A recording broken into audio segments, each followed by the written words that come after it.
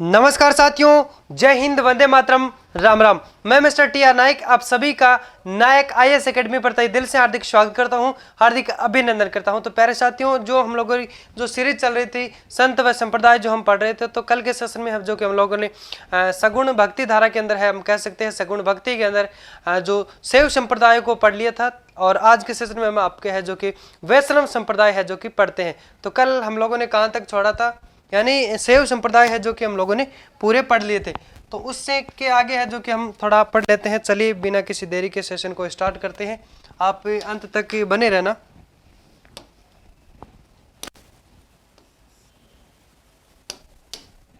चलिए, हेडिंग लगाई वैष्णव संप्रदाय।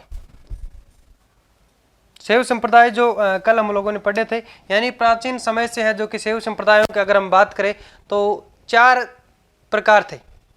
कितने थे? 4 प्रकार के हैं जो कि शैव संप्रदाय थे। तो ट्रिक क्या थी हमारी? कापालिक क्या थी, यानी आपका कापालिक संप्रदाय, और दूसरा था पशुपति संप्रदाय, या फिर हम कह सकते हैं उसको लकुली संप्रदाय भी कहा जाता था। तो इन दोनों का है जो कि कापालिक संप्रदाय व पशुपति संप्रदाय, जिसको लकुली संप्रदाय भी कहा जाता है, इन दोनों का राजस्थान के अंदर है जो कि प्रभाव है। एक आपका है जो कि हम बात कर सकते हैं काश्मीरी संप्रदाय, एक लिंगायत संप्रदाय। इन दोनों का राजस्थान के अंदर जो प्रभाव नहीं था, इसलिए हम बात कर सकते हैं उनको राजस्थान के अंदर, यानी हमको जो कि पढ़ने की जरूरत नहीं थी। तो आज आप हेडिंग लगाए वैष्णव संप्रदाय। अब वैष्णव संप्रदाय क्या होता है? वैष्णव संप्रदाय वह होता है यानी जिन संप्रदाय के अंदर भगवान विष्णु के अवतार की पूजा की जाती है, तो वो किसके अंदर माने जाते हैं? वो आपके वैष्णव संप्रदाय के अंदर माने जाते हैं। तो अब अगर बात करें तो वैष्णव संप्रदाय भगवान विष्णु से संबंधित संप्रदाय है, जिसके अंदर यानी इसमें भागवत, यानी इस संप्रदाय को भागवत भी कहा जाता है, और हम बात कर सकते हैं भागवत मत भी इसे कहा जाता है, और पांचरात्रि मत भी कहा जाता है। क्यों? क्योंकि इसके अंदर जो हम बात कर सकते हैं कुछ बड़े संत हुए थे, 5 महत्वपूर्ण हम बात कर सकते हैं प्रमुख जो संत हुए थे 5, उनके बारे में बात करेंगे। उन्होंने कौन सा दर्शन चलाया, उनका कौन सा ग्रंथ था, उन सभी के बारे में बात करेंगे। इसलिए 5 इसके अंदर जो प्रमुख संत हुए, इसलिए इसका जो नाम है वैष्णव संप्रदाय को, यानी आपके पांचरात्रि मत भी इसे है जो कि कहा जाता है। किस संप्रदाय को? वैष्णव संप्रदाय को। तो हेडिंग लगाइए वैष्णव संप्रदाय को हम पढ़ते हैं आज।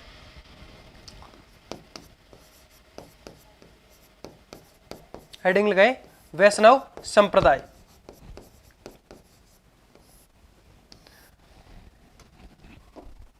वैष्णव संप्रदाय के अंदर कौन कौन से संप्रदाय आते हैं? तो इसके अंदर अगर हम बात करें तो इसमें भगवान विष्णु से संबंधित, यानी जो भगवान विष्णु के अवतार की पूजा की जाती है, तो वो आपके किस संप्रदाय के अंदर माने जाते हैं? वैष्णव संप्रदाय के अंदर। भगवान विष्णु से संबंधित संप्रदाय, भगवान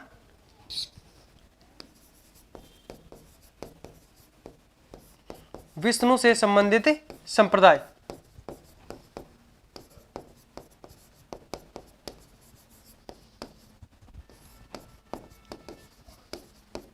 भगवान विष्णु से संबंधित संप्रदाय। तो दक्षिण भारत में है जो कि कौन से 8वीं सदी के अंदर है हम बात कर सकते हैं, कौन से 2 मत प्रचलित थे आपके? अल्वार और दूसरा नयनार। तो नयनार के अंदर है जो कि शैव संप्रदाय, यानी शैव हम बात कर सकते हैं शिव भगवान को मानने वाले या फिर शिव की पूजा करने वाले जो लोग थे, वो किसके अंदर थे आपके? हम बात कर सकते हैं नयनार के अंदर थे। और अलवार के अंदर है जो कि भगवान विष्णु से संबंधित जो संप्रदाय थे, उनको है जो कि जो साधु थे, उनको है जो कि किस मत के अंदर रखा गया था? अलवार मत के अंदर। तो 8वीं सदी के अंदर वहां पे भक्ति आंदोलन की जो शुरुआत है वो किसने की थी? आदि गुरु शंकराचार्य ने। अब इसके बारे में अगर हम बात करें तो वैष्णव संप्रदाय भगवान विष्णु से संबंधित संप्रदाय क्या कहलाता है? वैष्णव संप्रदाय कहलाता है। इसे आपके भागवत मत भी कहा जाता है, पंचरात्रि मत भी कहा जाता है। ये भी लिखिए, इसे भागवत मत भी कहा जाता है या पंचरात्रि मत भी कहा जाता है।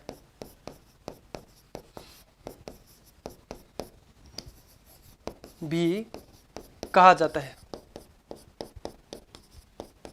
पंचरात्रि मत के बारे में अगर बात करें तो इसके अंदर कुल जो 5 प्रमुख साधु थे, प्रमुख रूप से अगर बात करें तो 5 प्रमुख साधु थे। कौन कौन से थे? उनके जो दर्शन भी पढ़ते हैं हम, कौन कौन सा उनका ग्रंथ था वो भी पढ़ते हैं। तो आप हेडिंग लगाए एक लाइन लिखे, पहले उनके बारे में पढ़ लेते हैं, फिर हम उनका जो संप्रदाय है वो पढ़ेंगे, तो उसके अंदर है जो कि डिटेल से हमें पढ़ लेंगे। तो आप वैसे लिखो, यहाँ पे लिखो संत, यहाँ पे संत का नाम लिखेंगे, और यहाँ पे 2 नंबर पे यहाँ पे लिखना है आपको दर्शन, उनके दर्शन लिखेंगे, और यहाँ पे लिखना है आपको उनका ग्रंथ। तो 1 नंबर पे लिखो आप, यानी 5 जो प्रमुख इनके संत हुए थे उनमें से 1 नंबर पे लिखना है आपको, कौन सा है? शंकराचार्य। कौन है? शंकराचार्य। कौन है? शंकराचार्य। 1 नंबर पे लिखो आप शंकराचार्य। उसके बाद में आगे अगर बात करें तो इनका जो दर्शन कौन था? इनका दर्शन है जो कि अद्वैतवाद था। कौन सा दर्शन था? अद्वैतवाद। यानी हम बात कर सकते हैं, ये प्रमुख रूप से अगर बात करें तो ये आपके है जो कि निर्गुण भक्ति से संबंधित थे। किस भक्ति से संबंधित थे? निर्गुण भक्ति धारा से है जो कि संबंधित है। बल्कि जो 4 हम बात कर सकते हैं, 4 जो संत थे वो आपके सगुण भक्ति से है जो कि संबंधित थे। उन 5 के बारे में अगर हम बात करें तो पहले आपके है जो कि शंकराचार्य, जिनका दर्शन की अगर बात करें तो कौन सा था? अद्वैतवाद। कैसा था? अद्वैतवाद। और ग्रंथ की बात करें तो ग्रंथ इनका बिल्कुल ग्रंथ नहीं था। ठीक है। फिर उसके बाद में अगर बात करें हम माधवा गौड़ीय संप्रदाय, सॉरी माधवाचार्य संप्रदाय। माधवाचार्य संत था, इन्होंने जो कि माधवा गौड़ीय संप्रदाय चलाया था, तो मेरे को नाम आ गया। तो माधवाचार्य 2 नंबर पे लिखिए माधवाचार्य। क्या लिखना है? माधवाचार्य संत की बात कर रहे हैं, तो इनका जो दर्शन था वो था आपका द्वैतवाद। क्या था? द्वैतवाद। ग्रंथ की अगर बात करें तो पूर्ण प्रज्ञाभाष्य था। कौन सा था? पूर्ण प्रज्ञाभाष्य। तो लिखिए यहाँ पे ग्रंथ में लिखिए पूर्ण प्रज्ञाभाष्य। पूर्ण प्रज्ञाभाष्य।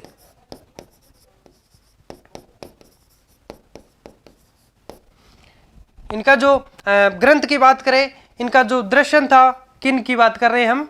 माधवाचार्य की। किन की बात कर रहे हैं? माधवाचार्य की। इनका जो ग्रंथ था वो कौन सा था? पूर्ण प्रज्ञाभाष्य। और इनका जो दर्शन था वो था इनका द्वैतवाद। फिर हम बात कर सकते हैं आपके 3 नंबर पे लिखो निम्बार्काचार्य। निम्बार्काचार्य।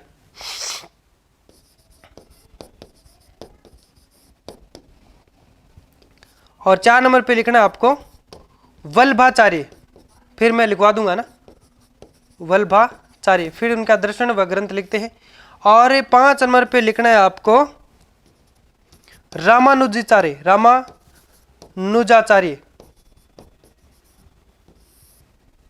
लिख लिया 5 का नाम। फिर आगे है जो कि इनका दर्शन लिखते हैं वह इनका ग्रंथ भी लिखते हैं। तो अगर हम बात करें तो आपका जो निम्बार्काचार्य संत थे, इनका जो दर्शन था वो था द्वैतवाद व भेदाभेदवाद भी इसको कहा जाता है। द्वैतवाद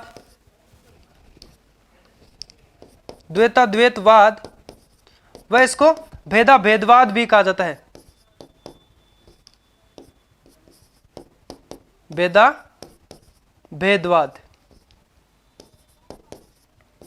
तो इसकी अगर बात करें तो हम वेदांत परिजात है जो कि भाष्य, इनका जो ग्रंथ था कौन सा था? वेदांत परिजात भाष्य इनका ग्रंथ था। वेदांत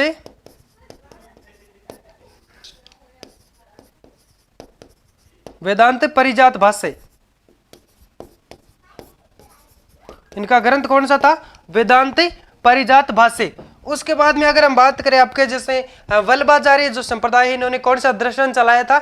इन्होंने अगर दर्शन की बात करें तो शुद्ध द्वैतवाद इन्होंने है जो कि दर्शन चलाया था। और फिर हम बात करेंगे रामानुजाचार्य, तो इन्होंने है जो कि विशिष्ट द्वैतवाद है जो कि हम बात कर सकते हैं दर्शन चलाया। फिर हम बात कर सकते हैं इनकी, चलो लिख लीजिए एक बार, शुद्ध द्वैतवाद किनका दर्शन था? वल्लभाचार्य का। शुद्धाद्वैतवाद।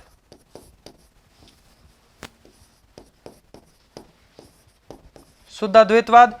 और रामानुजाचार्य इनका था विशिष्टाद्वैतवाद। क्या था? विशिष्टाद्वैतवाद।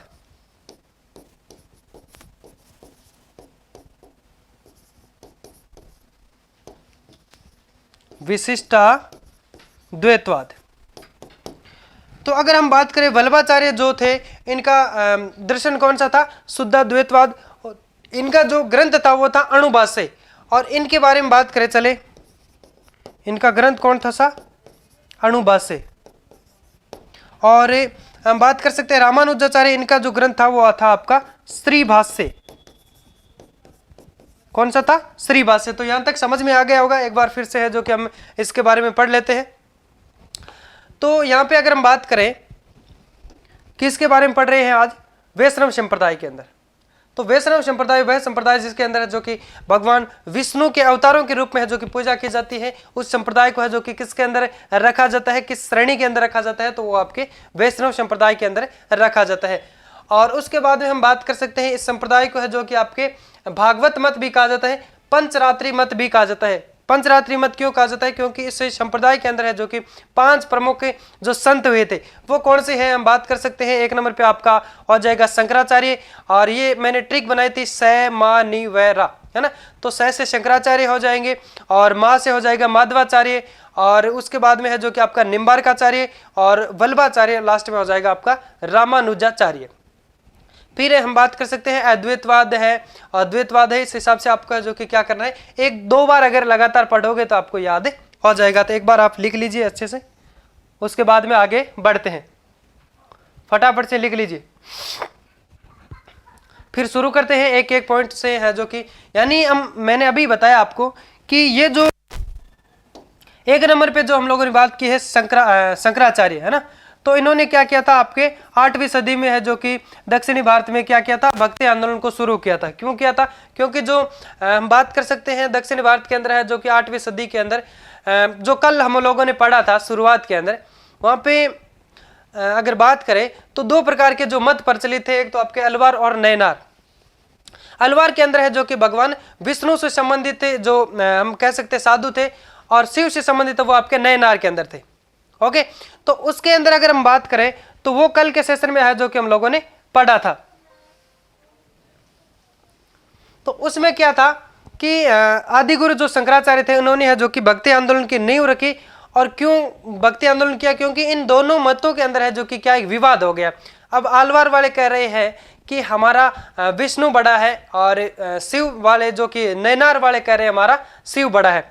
तो इनके बीच में है जो कि एक ये हो गया था, हम कह सकते हैं एक विवाद हो गया।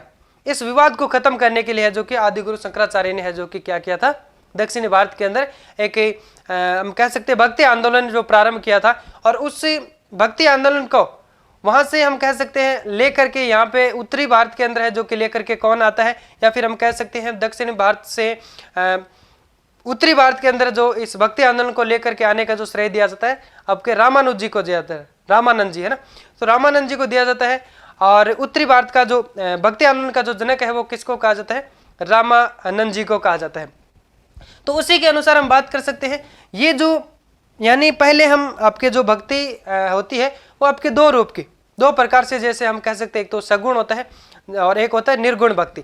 तो सगुण भक्ति जो हम लोगों ने कल एक मुख्य रूप से अगर मुख्य तौर से बात करें तो सगुण के अंदर वो आते हैं जिसे किसी मूर्ति पूजा करते हैं या किसी भगवान में विश्वास करते हैं, भगवान की मूर्ति पूजा पे विश्वास करने वाले, वो आपकी सगुण पूजा होती है और सगुण भक्ति होती है। और निर्गुण वह होती है जिसके अंदर किसी गुरु की आज्ञा मान करके है जो कि उसकी व्यवस्था के अनुसार चलना ही क्या माना जाता है आपके निर्गुण। तो अभी हम सगुण पढ़ रहे हैं। तो कल हम लोगों ने शैव संप्रदाय पढ़ा और आज है जो कि वैष्णव संप्रदाय हम पढ़ रहे हैं, जिसमें आपका ये हम बात करें तो ये निर्गुण भक्ति से संबंधित है। ठीक है, ये शंकराचार्य है, ये निर्गुण भक्ति से संबंधित है, इसलिए इन्होंने है जो कि दर्शन कौन सा दिया? अद्वैतवाद। कैसा दर्शन दिया? अद्वैतवाद। तो इनके बारे में हमको नहीं पढ़ना है। अब यहां से शुरू करते हैं। 1 नंबर जो हेडिंग लगाई है आप, माधव गौड़ी संप्रदाय, यानी आपके जो माधवाचार्य जी का जो संप्रदाय चलाया गया, या फिर हम कह सकते हैं इन्हीं के नाम पे एक जो संप्रदाय बना या फिर संप्रदाय जो चलाया गया उसका नाम है माधव गौड़ीय संप्रदाय। चलिए लिखिए 1 नंबर पे जो हेडिंग लगाइए, माधव गौड़ीय संप्रदाय। फिर उसके बारे में अच्छे से पढ़ते हैं। इसके प्रवर्तक कौन थे? इसके प्रवर्तक है जो कि आपके गौरांग महाप्रभु चैतन्य थे, जिसको है जो कि हम कह सकते हैं शिव का अवतार विष्णु का अवतार माना जाता है। 1 नंबर पे लिखिए यहाँ पे,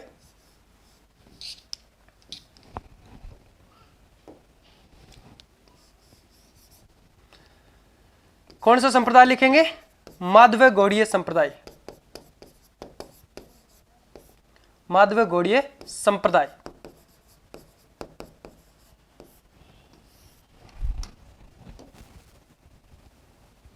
प्रवर्तक की बात करें, कौन है? महाप्रभु चैतन्य, गौरांग महाप्रभु चैतन्य। प्रवर्तक की बात करें तो कौन है? गौरांग महाप्रभु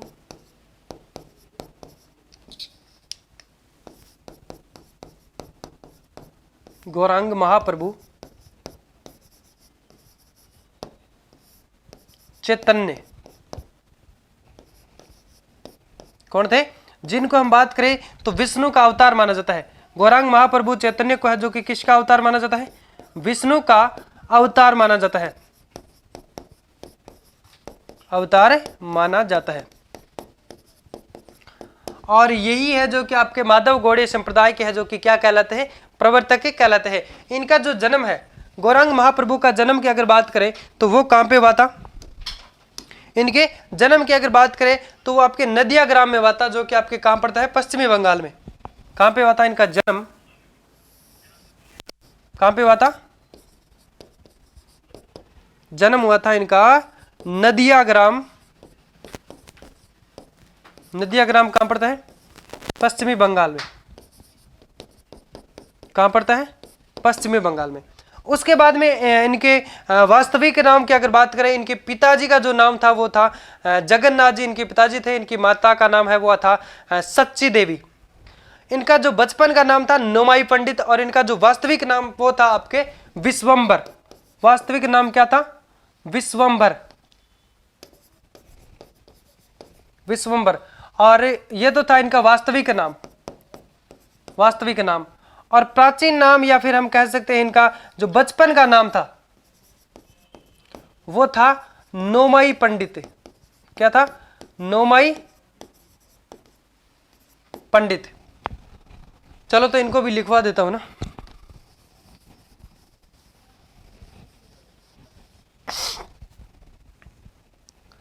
तो इनका जो जन्म हम बात कर सकते हैं, गौरांग महाप्रभु चैतन्य, इनका जन्म है जो कि नदिया ग्राम पश्चिम बंगाल के अंदर होता है। इनके पिताजी का नाम था आपके जगन्नाथ।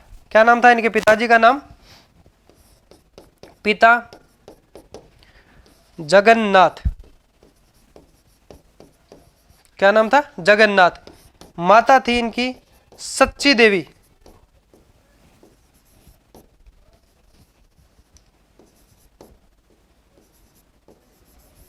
सच्ची देवी।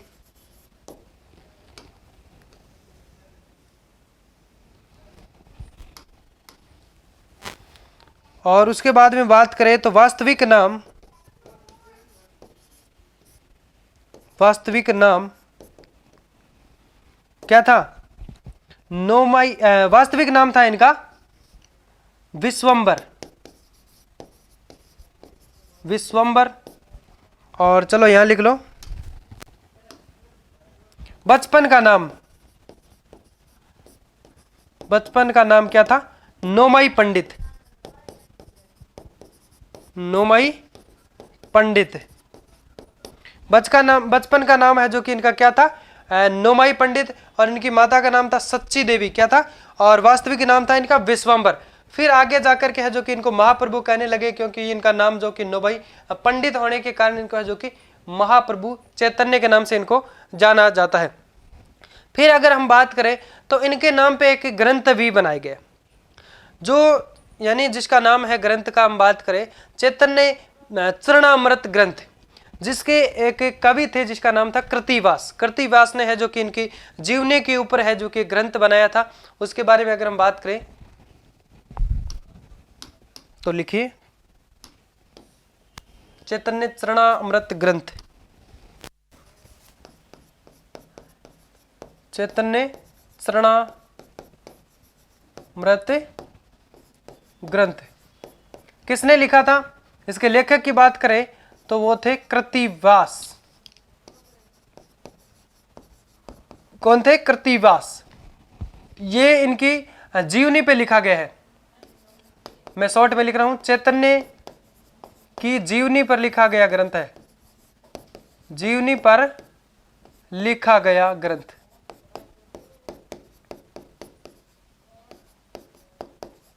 चैतन्य की जीवनी पर लिखा गया जो ग्रंथ है उसका नाम क्या है? चैतन्य चरणामृत ग्रंथ। क्या नाम था? चैतन्य चरणामृत ग्रंथ है, जो कि किसके ऊपर लिखा गया है या फिर किसकी जीवनी पर लिखा गया है? किनके द्वारा लिखा गया है? कृतिवास कवि के द्वारा लिखा गया है। किसके द्वारा लिखा गया है? कवि कृतिवास के द्वारा है जो कि लिखा गया है। अब इसके बाद में हम यहाँ पे बात करें तो जो आपके आमेर का शासक था मानसिंह प्रथम, उन्होंने क्या किया? इस संप्रदाय के यानी जो माधव गौड़ी संप्रदाय है, इस संप्रदाय का जो अनुयायी होते हुए, यानी इस संप्रदाय का अनुयायी था आपके, हम बात कर सकते हैं आमेर का शासक आपके जयपुर यानी आमेर का जो शासक था मानसिंह प्रथम, वो क्या करता है? इस संप्रदाय का जो कि अनुयायी था या फिर हम कह सकते हैं इस संप्रदाय को मानने वाला था। तो जिन्होंने है जो कि क्या किया था? इस संप्रदाय के लिए आपके वृंदावन और आमेर के अंदर है जो कि कुछ मंदिर बनवाए। चलो नेक्स्ट पेज लेते हैं। लिखो, इस संप्रदाय के यानी मानसिंह प्रथम है जो कि क्या करते हैं? इस संप्रदाय के मानसिंह प्रथम, ऐसे लिखो, आमेर शासक, आमेर शासक मानसिंह प्रथम, मानसिंह प्रथम इस संप्रदाय के अनुयायी थे। इस संप्रदाय के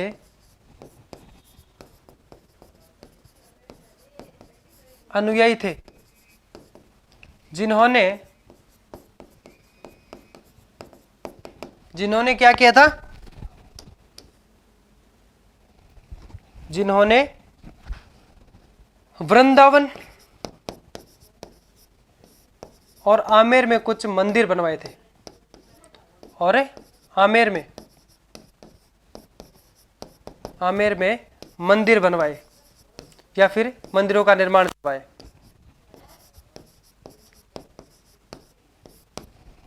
किसने बनवाए थे? यानी बात करें तो मानसिंह प्रथम है जो कि किस संप्रदाय से है जो कि रिलेटेड संबंधी था या किस संप्रदाय से संबंध रखता था, ये किस संप्रदाय का अनुयायी था? तो आमेर शासक जो मानसिंह प्रथम था वो आपके माधव गौड़ी संप्रदाय से है जो कि संबंध रखता था, उसका अनुयायी माना जाता था। तो उन्होंने है जो कि आपके वृंदावन में भी है जो कि हम बात कर सकते हैं मंदिर बनवाए थे। किस संप्रदाय से संबंधित थे? माधव गौड़ी संप्रदाय से। तो इनका है जो कि वहां पे मंदिर बनवाए, और आपके आमेर जयपुर के अंदर जहाँ का वो शासक था वहां पे भी है जो कि मंदिर बनवाए थे। इस संप्रदाय की कई सारी जो विशेषता है उनके बारे में अगर हम बात करें, एक तो इनका जो प्रमुख पीठ कहाँ पे है इस संप्रदाय की अगर बात करें तो पीठ है वो आपके गोविंद देव जी मंदिर जयपुर के अंदर है जो कि इसके प्रधान पीठ मानी जाती है। अगर पूछ लिया जाए, बात कर सकते हैं माधव गौड़ी संप्रदाय की जो प्रधान पीठ कहाँ पे है? गोविंद देव जी मंदिर कहाँ पे है? जयपुर के अंदर है जो कि संप्रदाय की प्रधान पीठ मानी जाती है। ये कहाँ पे है? आपके जयपुर के अंदर जो सिटी पैलेस है ना उसके पास ही बनी है, ठीक है। और इसका जो निर्माण है वो किसने करवाया, इनके बारे में अगर हम बात करें तो ये जो संप्रदाय है आपका माधव गौड़ी संप्रदाय, इसमें माधवाचार्य जी का जो दर्शन है उनके बारे में हम लोगों ने बात कर ली। कौन सा है दर्शन? वह जो ग्रंथ है उनके आधार पे है जो कि ये संप्रदाय है जो कि आधारित रहता है। उनका हम बात करें माधवाचार्य का जो दर्शन है वो आपका कौन सा रह जाता? द्वैतवाद। उनका दर्शन कौन सा था? द्वैतवाद, द्वैतवाद। और अगर ग्रंथ की बात करें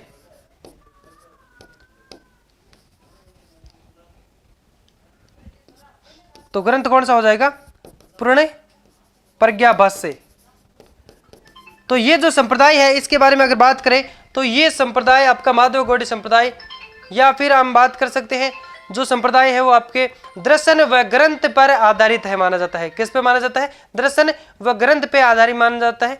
और इस संप्रदाय का के अंदर जो पूजा है वो किसकी की जाती है? इस संप्रदाय के अंदर है जो पूजा है वो कृष्ण की गोविंद देव जी के रूप में की जाती है। किसकी की जाती है? कृष्ण की पूजा की जाती है, बल्कि किसके रूप में की जाती है? गोविंद देव जी के रूप में की जाती है। गोविंद देव जी की हम बात कर सकते हैं। गोविंद देव जी मंदिर कहाँ पे है? आपके जयपुर के अंदर है जो कि इस संप्रदाय की वर्तमान या फिर हम कह सकते हैं प्रधान पीठ कहलाती है। बाकी इनके अंदर अन्य जो मंदिर है उन सभी के बारे में भी हम चर्चा करेंगे। तो लिखिए इस संप्रदाय की विशेषताएं। इस संप्रदाय की विशेषताएं,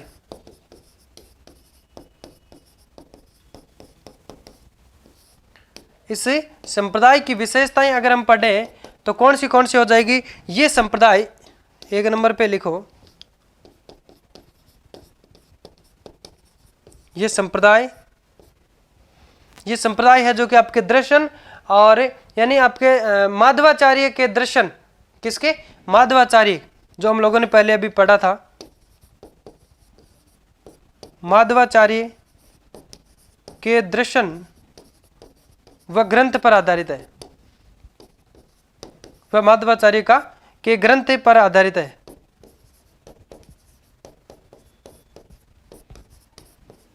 उनका दर्शन कैसा था? उनका दर्शन क्या था? द्वैतवाद। और शंकराचार्य का दर्शन क्या था? अद्वैतवाद। तो इनका जो दर्शन था वो आपके द्वैतवाद था, और ग्रंथ था वो था आपके, हम बात करें पूर्ण प्रज्ञा भाष्य, पूर्ण प्रज्ञा भाष्य। और दर्शन की बात करें तो दर्शन क्या था इनका?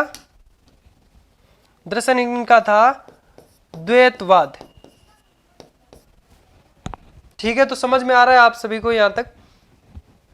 उसके बाद में हम बात कर सकते हैं इसके अंदर जो पूजा की जाती है वो किन की जाती है? इनके इस संप्रदाय के अंदर जो पूजा की जाती है वो कृष्ण की जाती है। किन के रूप में? गोविंद देव जी के रूप में है, जो कि कृष्ण की पूजा की जाती है इस संप्रदाय में। या इस ऐसे लिख लो, इसमें मतलब ये जो अभी हम संप्रदाय लिख रहे हैं तो इसके अंदर ये हो जाएगा कि इसमें पूजा कृष्ण की जाती है, कृष्ण की गोविंद देव जी के रूप में की जाती है, गोविंद देव जी के रूप में की जाती है।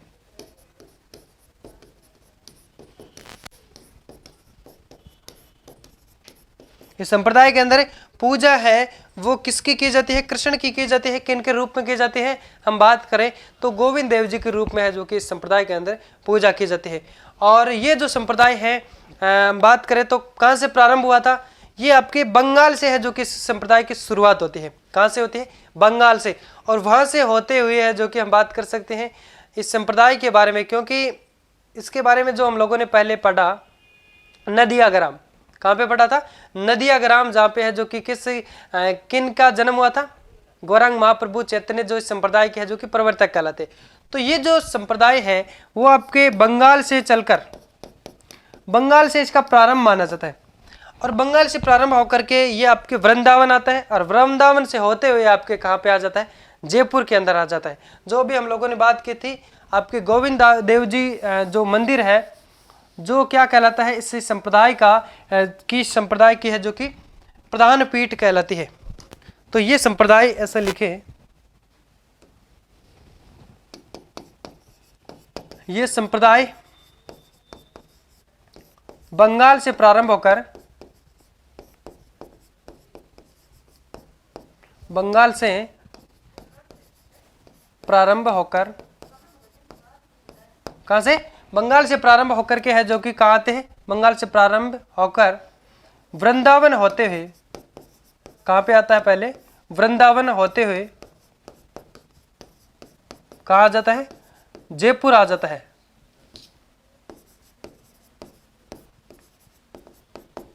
जयपुर आ जाता है। कौन से संप्रदाय की बात कर रहे हैं हम? माधव गौड़ीय संप्रदाय।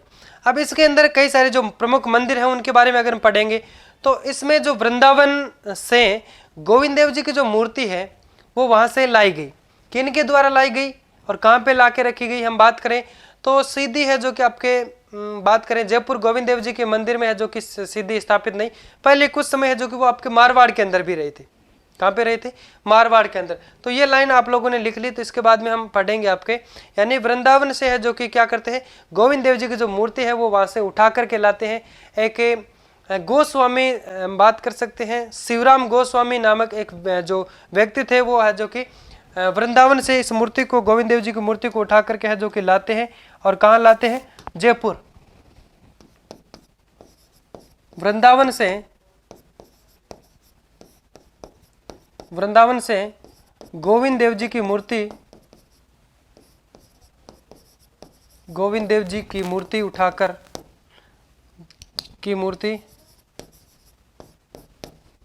शिवराम गोस्वामी, कौन लेके आए? शिवराम गोस्वामी जयपुर लेकर आते हैं, जयपुर लेकर आते हैं।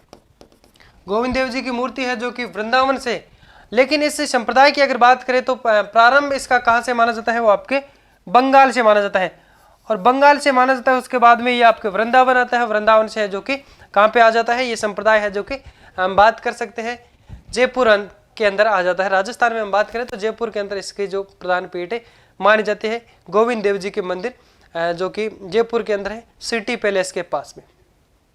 फिर हम बात करें तो गोविंद देव जी का जो मंदिर है वो जयपुर के अंदर, उसका निर्माण कौन करवाता है? उसका निर्माण है जो कि सवाई जय सिंह करवाता है। कौन करवाता है? सवाई जय सिंह के द्वारा है जो कि इस मंदिर का निर्माण करवाया गया। और इसके अंदर जो पूजा की जाती है वो गोविंद देव जी की है जो कि मुख्य की पूजा की जाती है। तो इसके अंदर जो अनेक सारे जो मंदिर है, इस संप्रदाय से संबंधित जो भी मंदिर है उनके अंदर अलग अलग भागों की जो गोविंद देव जी की है जो कि पूजा की जाती है। यानी कई जगह है जो कि चरणों की पूजा की जाती है, कई जगह गोविंद देव जी के वक्ष की पूजा की जाती है। तो यहाँ पे है जो कि हम बात कर सकते हैं गोविंद देव जी के। ये जो गोविंद देव जी का मंदिर है जयपुर के अंदर, जिसकी स्थापना कहें या फिर निर्माण जो किया था वो आपके सवाई जय सिंह ने किया था। और वहाँ पे है जो कि गोविंद देव जी की जो पूजा की जाती है वो मुख्य की पूजा की जाती है। ये इस संप्रदाय की जो कि क्या है? प्रधान पीठ है। और 2011 में राजस्थान का प्रथम ऑनलाइन मंदिर भी है जो कि इसको बनाया गया। अब ऑनलाइन मंदिर का मतलब क्या हो गया कि जैसे कि आप सुबह उठते हैं तो इस मंदिर में है जो कि सभी लोग जा नहीं पाते हैं ना, तो ऑनलाइन का मतलब आप लोग अगर मोबाइल में या फिर इंटरनेट पे है जो कि अगर खोलेंगे तो वहाँ पे आपको वहाँ का जो दर्शन वगैरह, वहाँ की जो भी हम कह सकते हैं जो पूजा अर्चना होती है तो वो आपको है जो कि ऑनलाइन माध्यम से है जो कि आप उनकी देख सकेंगे, लाइव रहती है ना। तो 2011 के अंदर है जो किसी संप्रदाय को है जो कि राजस्थान का प्रथम ऑनलाइन मंदिर है जो कि बनाया गया। किस संप्रदाय से संबंधित है? ये आपके है जो कि माधव गौड़ीय संप्रदाय से संबंधित है। तो अब हम बात करें पहले गोविंद देव जी मंदिर, फिर इनके अन्य जो प्रमुख मंदिर है उनके बारे में बात करेंगे। ये हम बात कर सकते हैं नया गोविंद देव जी का मंदिर है, इसके बाद में पुराना जो गोविंद देव जी का मंदिर है उनके बारे में बात करेंगे। लेकिन एक नंबर पे आप लिखो गोविंद देव जी का मंदिर।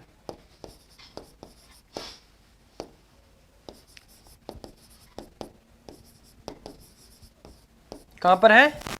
जयपुर। निर्माण किसने करवाया इसका?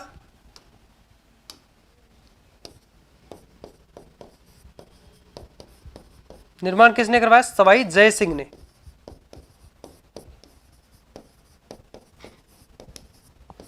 सवाई जय सिंह ने इसका निर्माण करवाया। और यहां पे गोविंद देव जी की पूजा, यहां पे इस मंदिर के अंदर गोविंद देव जी के मुख की पूजा की जाती है। मुख की पूजा की जाती है। यहाँ पे गोविंद देव जी के मुख की पूजा की जाती है। उसके बाद में हम लोगों ने जो बात की थी 2011 के अंदर राजस्थान का प्रथम ऑनलाइन मंदिर भी इसे मंदिर को बनाया गया। किस मंदिर की बात कर रहे हैं हम? गोविंद देव जी मंदिर जयपुर की। तो यही है जो कि संप्रदाय की का प्रधान पीठ कहलाता है।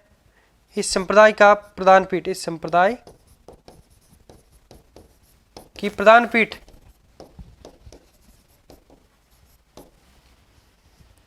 इस संप्रदाय की प्रधान पीठ है।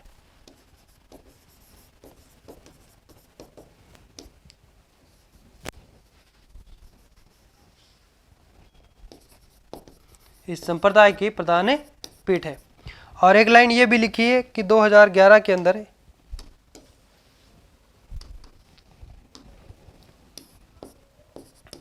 2011 में राजस्थान का 2011 में इसे राजस्थान का प्रथम ऑनलाइन मंदिर, प्रथम ऑनलाइन मंदिर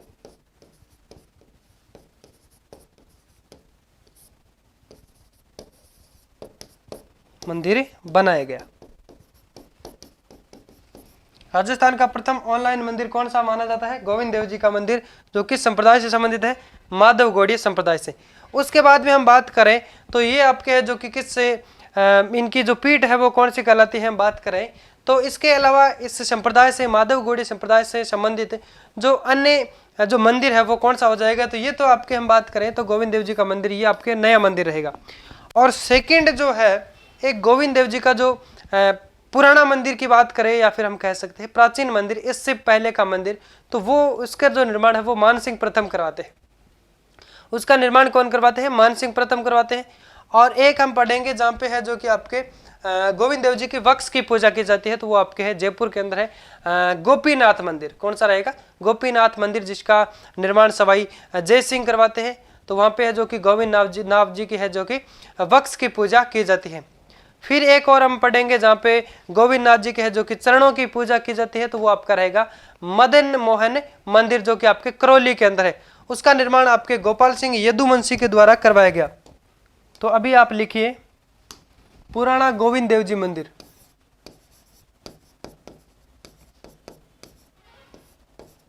पुराना गोविंद देव जी मंदिर।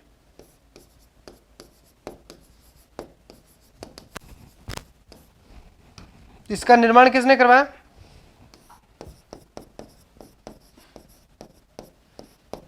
मानसिंह प्रथम ने। तो इसके अंदर बस केवल आपको इतना ही याद रखना है, मानसिंह प्रथम। ठीक है, इसके अंदर आपको इतना याद रखना है। फिर आप लिखे गोपीनाथ मंदिर, 3 नंबर पे लिखे गोपीनाथ मंदिर, गोपीनाथ मंदिर। इसका निर्माण किसने करवाया? सवाई जय सिंह, सवाई जय सिंह ने करवाया था।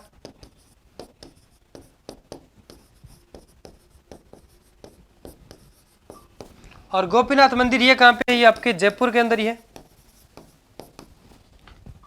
यहां पे गोविंद देव जी की जो पूजा की जाती है, पूजा ऐसे लिखो, पूजा गोविंद देव जी के वक्स की पूजा की जाती है।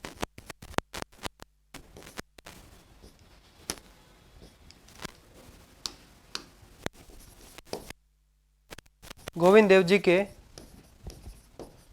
वक्स की पूजा की जाती है। यहाँ पे गोविंद देव जी की है जो कि वक्स की पूजा की जाती है, जिसका निर्माण किसने करवाया था? सवाई जय सिंह ने करवाया था। और एक आप पढ़िए मदन मोहन मंदिर, जो कि आपके करौली के अंदर है, जिसका निर्माण है जो कि आपके गोपाल सिंह यदुवंशी ने करवाया था। वहां पे गोविंद देव जी के है जो कि चरणों की पूजा की जाती है। कौन सा पढ़ेंगे? मदन मोहन मंदिर, 4 नंबर लगा के लिखो, मदन मोहन मंदिर।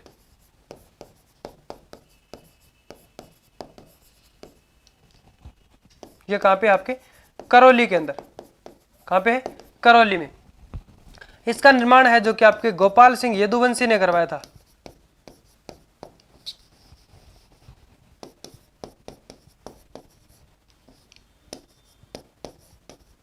निर्माण किसने करवाया? गोपाल सिंह यदुवंशी के द्वारा।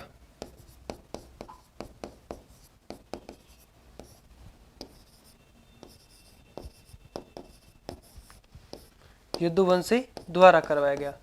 यहाँ पे गोविंद देव जी की जो पूजा की जाती है वो किन के रूप में की जाती है? गोविंद देव जी के चरणों की पूजा की जाती है। पूजा गोविंद देव जी के चरणों की पूजा। ठीक है, तो यहाँ पे इतना ध्यान रखना। तो ये थोड़ा इंपॉर्टेंट है कि भाई गोविंद देव जी के चरणों की पूजा कहाँ की जाती है, उनके वक्स की पूजा कहाँ की जाती है, और उनके जो मुख की पूजा कहाँ की जाती है, तो इनके बारे में है जो कि आपको थोड़ा ध्यान में रखना है। तो यहाँ तक मैं आशा करता हूँ कोई भी किसी प्रकार की कोई दिक्कत परेशानी आपको शायद नहीं होगी। फिर अगर ऐसी किसी प्रकार से कोई दिक्कत है तो इनको है जो कि क्या करना है, आपको रिविजन करना है। और ये जो PDF हम लोग यहाँ पे पढ़ रहे हैं, जो यहाँ पे PPT बन रही है, जो PDF बन रही है, तो ये आपको है जो कि निःशुल्क मिल जाएंगे। जो हमारा हम बात कर सकते हैं जो टेलीग्राम चैनल है नायक IAS एकेडमी के नाम से, तो उसको ज्वाइन करें और वहाँ से है जो कि ये जो भी क्लासें यहाँ पे ली जाती हैं उसकी PDF है जो कि आपको निःशुल्क प्रोवाइड करवा दी जाएगी। तो फिर हम बात कर सकते हैं, पहला हम लोगों ने पढ़ लिया कौन सा संप्रदाय, माधव गौड़ी पढ़ लिया। उसके बाद में आप नेक्स्ट लिखिए, उसके बाद में हम लोगों ने कौन सा पढ़ा था, माधव गौड़ी के बाद में निम्बार्काचार्य, है ना। तो निम्बार्क संप्रदाय, निम्बार्क संप्रदाय पढ़ेंगे।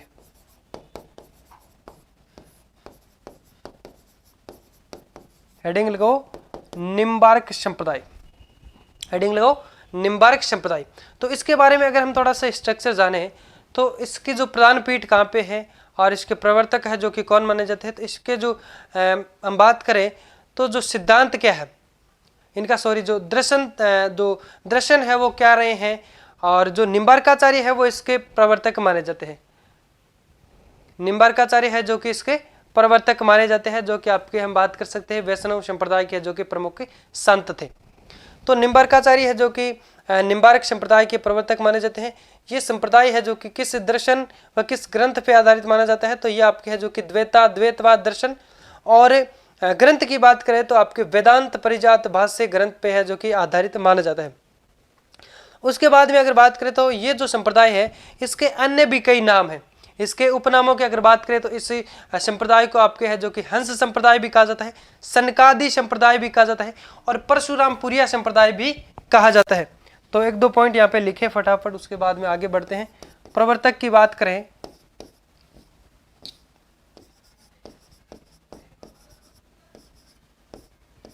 प्रवर्तक कौन है, निम्बार्काचार्य जी, निम्बार्काचार्य।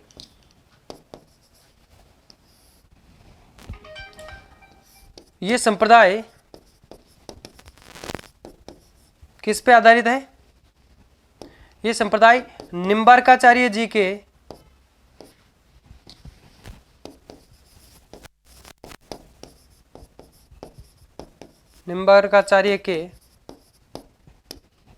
जो दर्शन कौन सा था, द्वैतवाद। दर्शन क्या था उनका, द्वैतवाद। दर्शन द्वैतवाद व परिजात भाष्य, हम बात कर सकते हैं वेदांत परिजात भाष्य है जो कि उनका क्या था, जो ग्रंथ था वह ग्रंथ है वेदांत परिजात भाष्य पर आधारित है।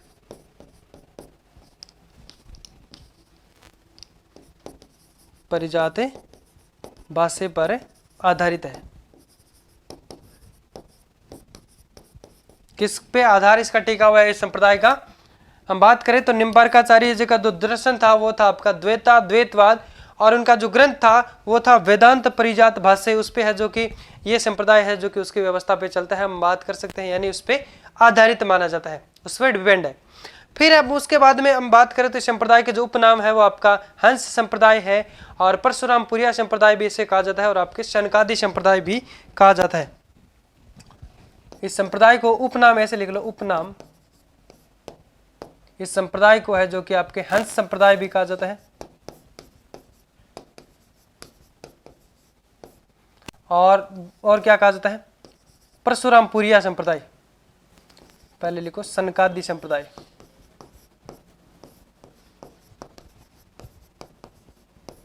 फिर लिखो परशुरामपुरिया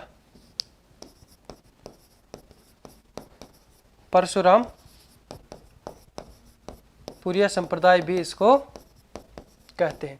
तो यहाँ से भी प्रश्न ऐसे पूछ सकते हैं कि सनकादि संप्रदाय है जो कि किस संप्रदाय को कहा जाता है, तो आपके निम्बार्क संप्रदाय को है जो कि कहा जाता है, यानी निम्बार्क संप्रदाय को है जो कि हंस संप्रदाय भी कहा जाता है, और आपके हम बात कर सकते हैं सनकादि संप्रदाय भी कहा जाता है, परशुरामपुरिया संप्रदाय भी इसको कहा जाता है। तो यहाँ पे हम बात कर सकते हैं, तो यहाँ पे जो पूजा की जाती है वो किन की जाती है, यहाँ पे इस संप्रदाय के अंदर राधा व कृष्ण की है जो कि पूजा की जाती है। किन के रूप में, राधा व कृष्ण की युगल रूप में पूजा की जाती है, यानी दोनों के साथ में पूजा की जाती है। लेकिन एक चीज और है, राधा व कृष्ण की पूजा की जाती है तो उसके अंदर है जो कि राधा को कृष्ण की है जो कि पत्नी मान करके यहाँ पे है जो कि पूजा की जाती है, हालांकि अगर हम बात करें तो राधा है जो कृष्ण की पत्नी नहीं थी, राधा कृष्ण की पत्नी नहीं थी, लेकिन राधा जब पूजा अर्चना करती थी तो वो कृष्ण को है जो कि अपना पति मान करके है जो कि पूजा करती थी। इसी के अनुसार अगर हम बात करें तो आपके निम्बार्क संप्रदाय के अंदर राधा व कृष्ण की युगल रूप में है जो कि पूजा की जाती है। और हम बात कर सकते हैं यहाँ पे है जो कि पति पत्नी के रूप में है जो कि माना जाता है कि राधा है जो कि पत्नी थी, किसकी? कृष्ण की पत्नी थी, ऐसा करके है जो कि इसमें पूजा की जाती है। अगर हम बात करें तो राधा व कृष्ण का जन्म, तो अगर हम इसकी जो पूजा है वो कब की जाती है? इसकी पूजा है जो कि आपके राधा को है जो कि कृष्ण की पत्नी मान करके है जो कि पूजा करते हैं। और इसका जो एक मेला बढ़ता है प्रमुख रूप से अगर बात करें तो वो आपके भाद्र शुक्ल अष्टमी के दिन बढ़ता है, जिस दिन क्या हुआ था? राधा का जन्म हुआ था। मेले की बात करें, मेला कब बढ़ता है? राधा अष्टमी का हो या फिर हम बात कर सकते हैं भाद्र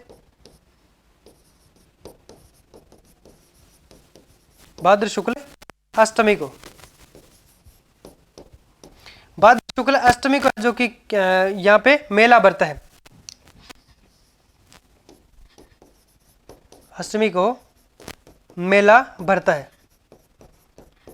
इसको आपके है जो कि हम बात कर सकते हैं राधा अष्टमी भी कहा जाता है, क्योंकि भाद्र शुक्ल अष्टमी के दिन है जो कि क्या होता है? राधा का जन्म होता है, उस दिन है जो कि यहाँ पे मेला बढ़ता है। और कृष्ण का जन्म कब हुआ था? वो भी उनका भी जन्म है जो कि आपके भाद्र महीने के अंदर हुआ था। उनका भाद्र महीने के कृष्ण पक्ष के अष्टमी के दिन होता है, और राधा का जो जन्म है वो आपके भाद्र शुक्ल अष्टमी के दिन है जो कि जन्म होता है।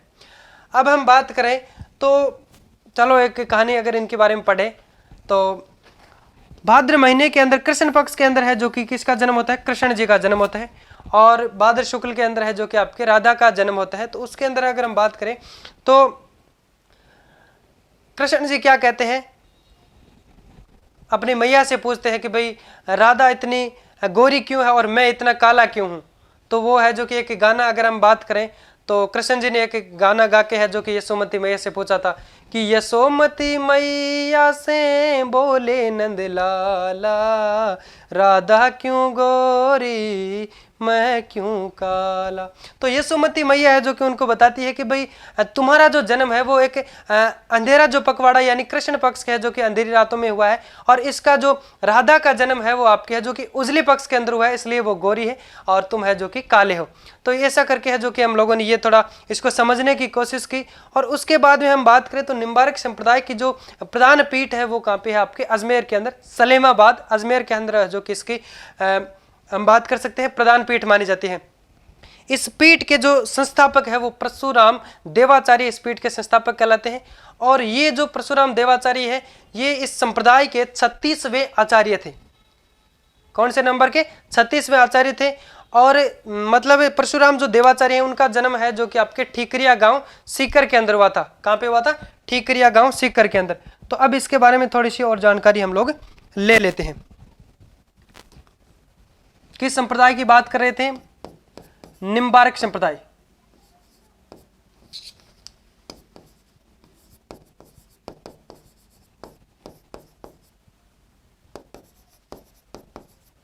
इस संप्रदाय की प्रधान पीठ कहां पे है?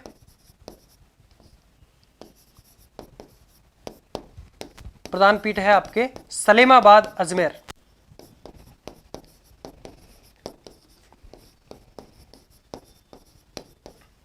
कहां पे है? सलेमाबाद अजमेर के अंदर है जो किसी पीठ की है जो कि क्या है?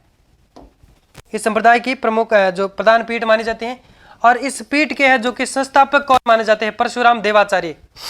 इस पीठ के संस्थापक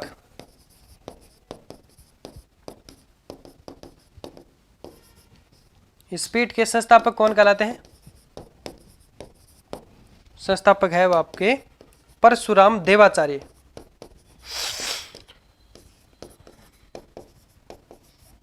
और परशुराम देवाचार्य जी का जन्म कहां पे हुआ था? ठीकरिया गांव पड़ता है आपके सीकर के अंदर।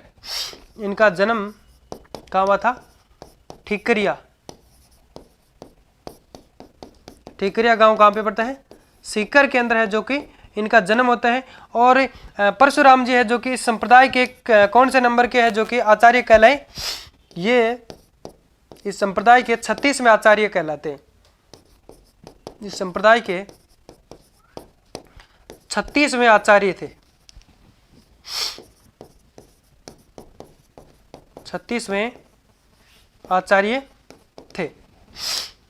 तो अच्छे से इसको लिखो। फिर उसके बाद में हम आगे पढ़ते हैं कि संप्रदाय के अंदर है जो मेला हम लोगों ने लिख लिया कि भाई इसका जो मेला है वो आपके राधा अष्टमी के दिन यानी भाद्र शुक्ल अष्टमी के दिन है जो किसका मेला बढ़ता है। तो यहाँ तक आप लोगों ने लिख लिया होगा। तो पूजा की जो हम लोगों ने बात की थी, पूजा आपने नहीं लिखी है ना।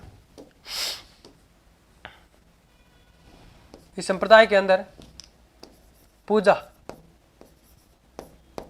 किसकी की जाती है? राधा व कृष्ण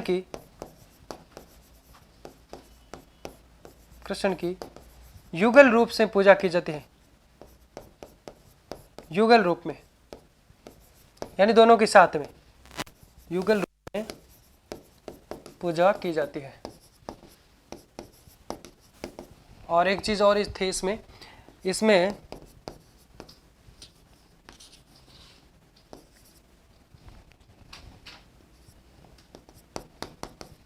और राधा को कृष्ण की पत्नी माना जाता है।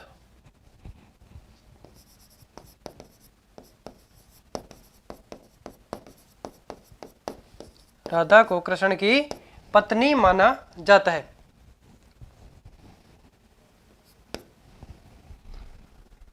तो यहां तक लिखिए फटाफट से, उसके बाद में आगे हमें पढ़ते हैं।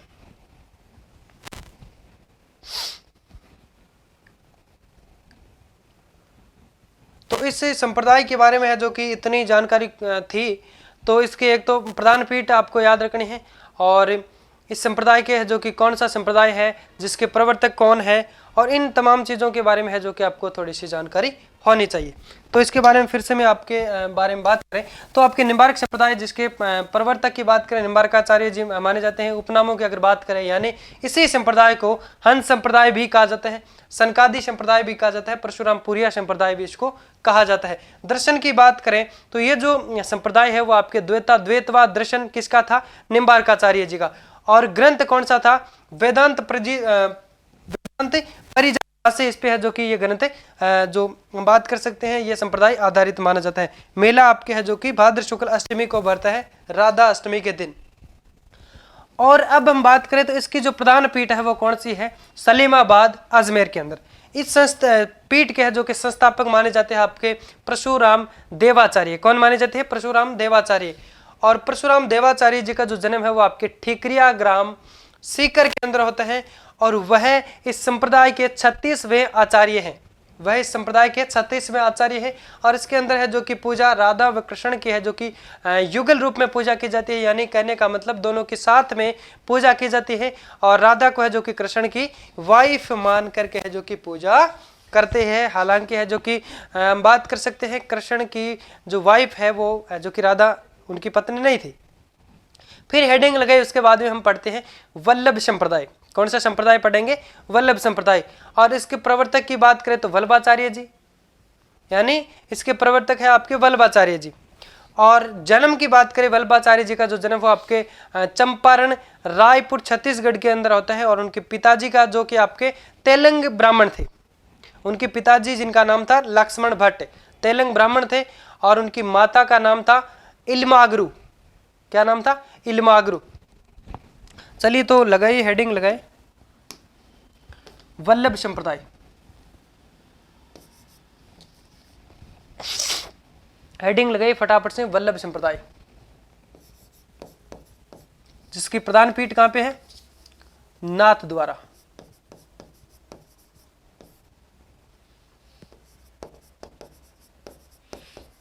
वल्लभ संप्रदाय सिहाड़ ग्राम है ना, जो सिहाड़ ग्राम में है जो कि इसकी प्रधान पीठ बनाई गई, उसको है जो कि आपके वर्तमान में हम बात करें तो क्या कहा जाता है? नाथ द्वारा कहा जाता है। नाथ द्वारा कहाँ पे है? राजसमंद के अंदर। तो हेडिंग लगाइए वल्लभ संप्रदाय। तो वल्लभ संप्रदाय के बात करें तो उनके जो प्रवर्तक है वो कौन माने जाते हैं? एक बार मैं थोड़ी आवाज चेक कर लेता हूँ कि आवाज कैसी आ रही है।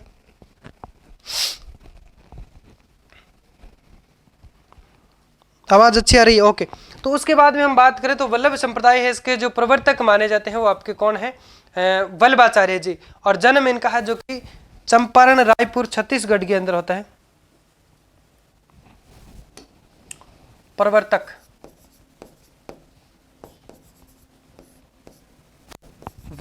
कहलाते हैं जी? कौन कहलाते हैं? वल्लभाचार्य जी। और इनका जो जन्म है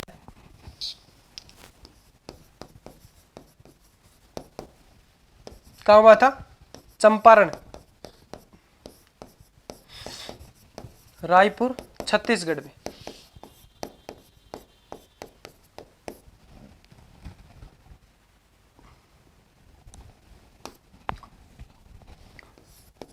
और इनके पिताजी जिनका नाम था लक्ष्मण भट्ट, पिता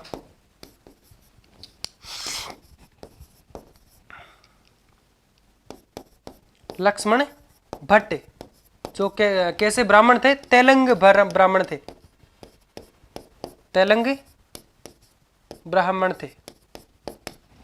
इनके पिताजी लक्ष्मण भट्ट है जो कि तेलंग ब्राह्मण थे। इनकी माता का नाम था इलामागरू, इलमागरू। माता का क्या नाम था? इलमागरू, इलमागारू है ना। इनके माता का नाम था इलमागारू। और पुत्र की बात करें तो इनके जो कि दो पुत्र थे, वल्लभाचार्य जी के है जो कि दो पुत्र थे, जिनका एक का नाम था विठलनाथ और दूसरे का नाम था गोपीनाथ। क्या नाम था? विठलनाथ व गोपीनाथ। और इनके जो दर्शन की बात करें और इनके ग्रंथ की बात करें तो इनका जो ग्रंथ था वो था अणुभाष्य। ग्रंथ कौन सा था? अणुभाष्य। ग्रंथ कौन सा था? अणुभाष्य। और दर्शन की बात करें कौन सा था? शुद्धाद्वैतवाद। दर्शन कौन सा था? शुद्धाद्वैतवाद। पेन कैसे गिर रहा है भाई? इनके दर्शन था शुद्धाद्वैतवाद।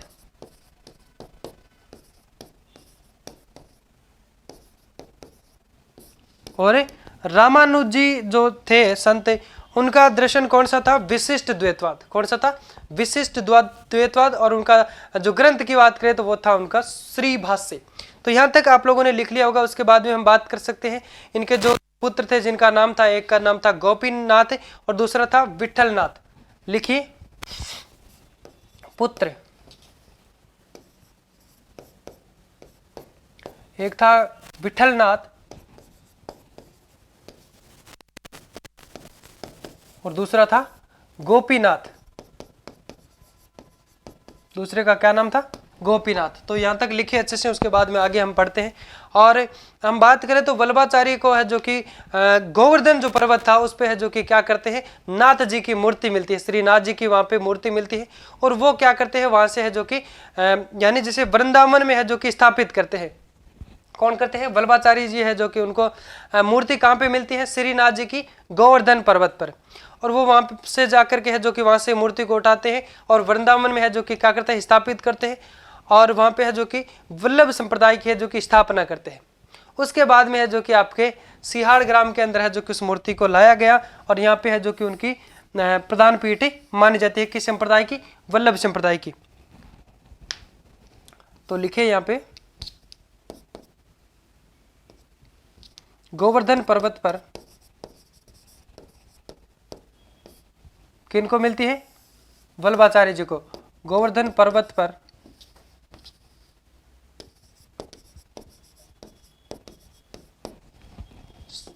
नाथ जी की मूर्ति मिलती है।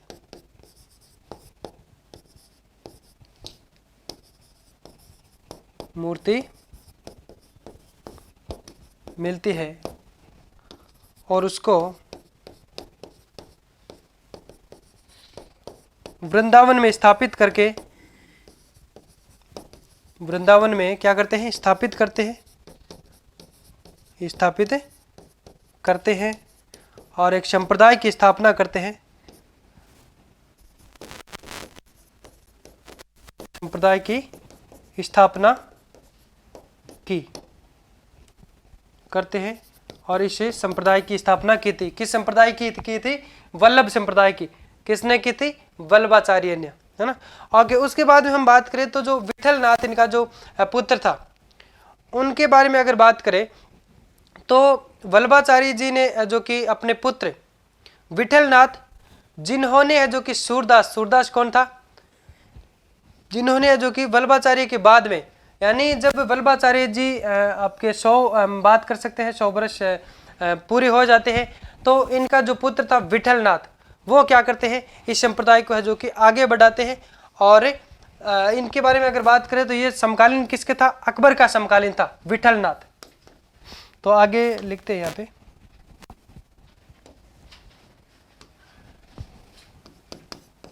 इस संप्रदाय को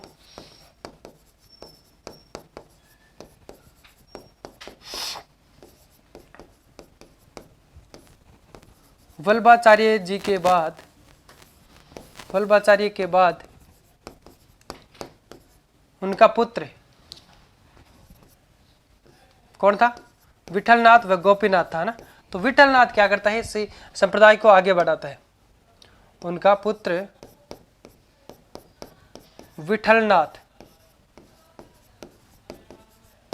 इस संप्रदाय को आगे बढ़ाता है।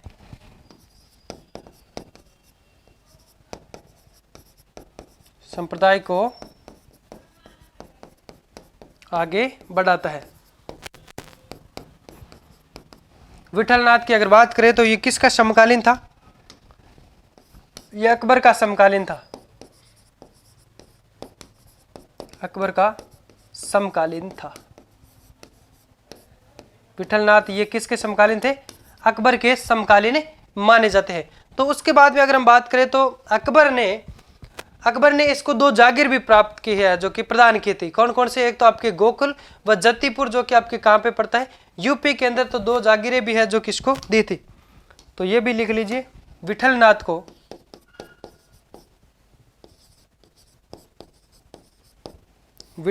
को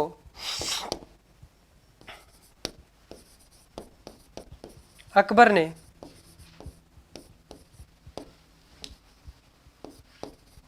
एक तो गोकुल व जत्तीपुर की, अकबर ने गोकुल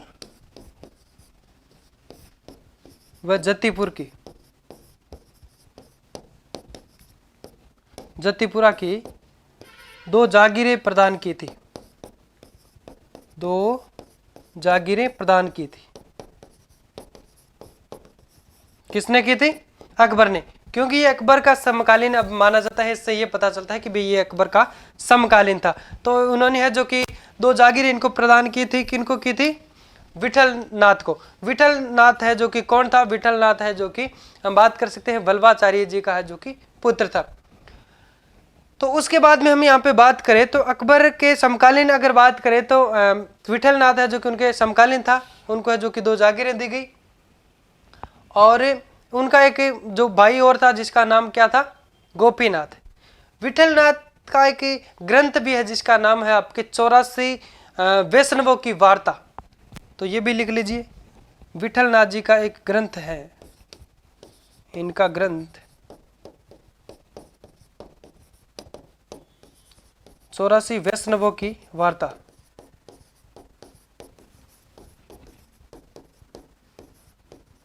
चौरासी वैष्णवों की है जो कि वार्ता किसका ग्रंथ है? यह आपके है जो कि विठलनाथ का ग्रंथ माना जाता है। इन्होंने है जो कि संप्रदाय की के प्रचार प्रसार के लिए है जो कि एक पद्धति या फिर मंडली का जो निर्माण किया, वो है आपके अष्टचाप कवि मंडली। उसका निर्माण किया था, किसने किया था? विठलनाथ जी ने। फिर हम बात कर सकते हैं जिसके अंदर 4 तो आपके वल्लभाचार्य जी के शिष्य थे।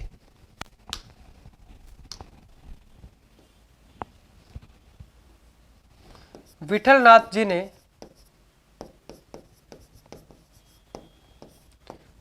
ने इस संप्रदाय को आगे बढ़ाने के लिए क्या किया था?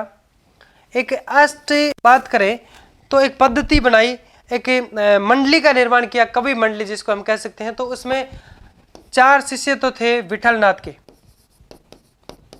4 शिष्य विठलनाथ के थे और 4 शिष्य थे, 4 शिष्य थे वल्लभाचार्य जी के, वल्लभाचार्य के। ये एक कवि मंडली बनाते हैं, अष्ट कवि मंडली, जिसका नाम था अष्ट कवि मंडली का निर्माण क्यों करते हैं? विठल नाथ जी है जो कि इस संप्रदाय का प्रचार प्रसार करने के लिए है जो कि एक अष्ट कवि मंडली का निर्माण करते हैं, जिसमें 4 है जो कि आपके वल्लभाचार्य के शिष्य थे, या फिर हम कह सकते हैं 4 है जो कि विठल नाथ के शिष्य थे। और इस संप्रदाय की प्रमुख विशेषताओं के बारे में बात करें तो एक लाइन यहाँ पे लिख लीजिए। विठल नाथ ने इस संप्रदाय को आगे बढ़ाने के लिए, या फिर हम कह सकते हैं इस संप्रदाय के लिए, इसका प्रचार प्रसार करने के लिए विठल नाथ ने इस संप्रदाय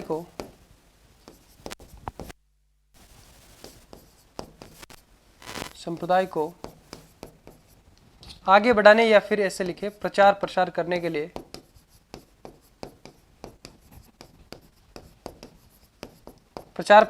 के लिए अष्ट कवि मंडली का निर्माण किया। अष्ट का मतलब हो गया यहाँ पे 8 कवियों की, अष्ट कवि मंडली का निर्माण किया।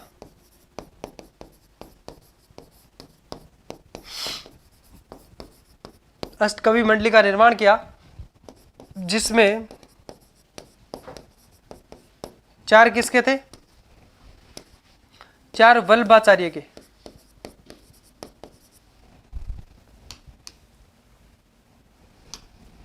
चार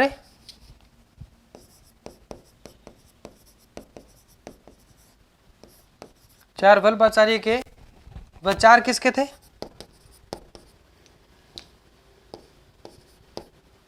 विठल नाथ के शिष्य थे।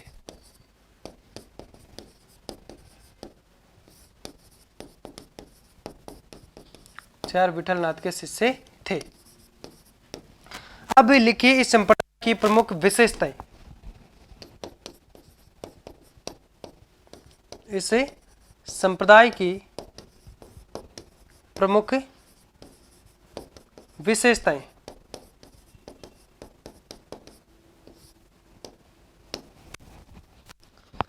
अब लिखिए इस संप्रदाय की प्रमुख विशेषताओं की अगर बात करें, पहले समझ लेते हैं कि इसमें कृष्ण के बाल रूप में व नाथ जी के रूप में भी यहाँ पे है जो कि पूजा की जाती थी। इसमें कृष्ण की जो बाल रूप में वह हम बात करें तो नाथ जी के रूप में है जो कि कृष्ण की यहाँ पे है जो कि पूजा की जाती थी इस संप्रदाय के अंदर। और उसके बाद में हम बात करें तो इसमें आपके अष्ट पद्धति, जो कि आपके अष्ट पद्धति, अष्ट का मतलब 8 हो गया, तो यहाँ पे है जो कि आपके कृष्ण की जो पूजा की जाती थी वो दिन में 8 बार की जाती थी। कितनी बार की जाती थी? अष्ट पद्धति का मतलब हो जाता है यहाँ पे पूजा है जो कि दिन में 8 बार की जाती थी। तो इसके अंदर हम जो पढ़ रहे थे, यानी इस संप्रदाय के अंदर जो प्रमुख विशेषताएं हैं वो लिखिए आप।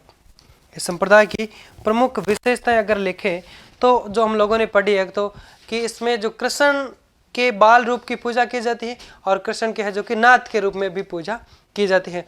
और एक इसके अंदर एक चीज और है कि यहाँ पे है जो कि अष्ट पद्धति अपनाई जाती है। अष्ट पद्धति के आधार पे है जो कि दिन में 8 बार जो है जो कि इस संप्रदाय के अंदर है जो कि क्या की जाती है? पूजा की जाती है। किसकी की जाती है? कृष्ण की पूजा की जाती है। और इस संप्रदाय के अंदर हम बात करें तो जो मंदिर होता है, मंदिर को क्या कहा जाता है? हवेली कहा जाता है। और उसके बाद हम बात करें इस संप्रदाय के अंदर संगीत को क्या कहा जाता है? संगीत को है जो कि हवेली संगीत कहा जाता है। और नाथ जी के दर्शन को है जो कि क्या कहा जाता है? हम बात करें तो नाथ जी के दर्शन को है जो कि झांकी कहा जाता है। वह उनकी कृपा को है जो कि पुष्टि कहा जाता है। नाथ जी के दर्शन को क्या कहा जाता है? झांकी। वह नाथ जी की जब कृपा होती है तो उसको कहा जाता है पुष्टि।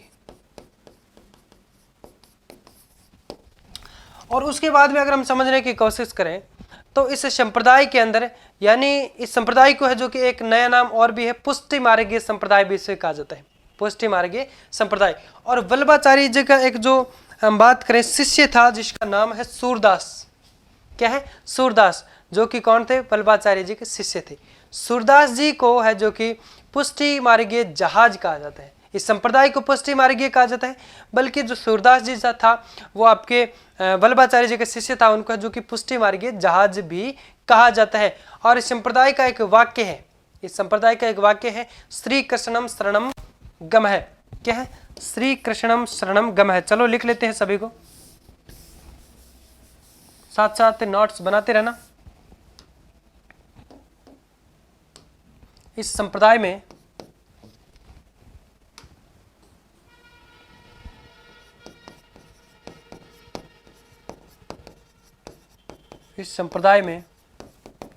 कृष्ण की पूजा जो की जाती है वो किस रूप में की जाती है? कृष्ण की पूजा बाल रूप व नाद के रूप में की जाती है। कृष्ण की पूजा बाल रूप व नाथ रूप में की जाती है।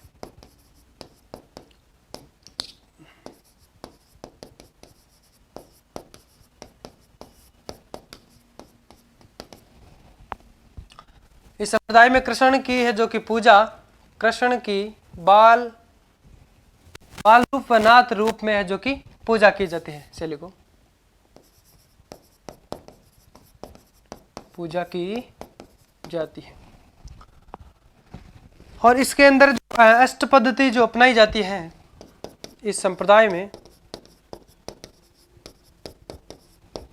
अष्ट पद्धति के अनुसार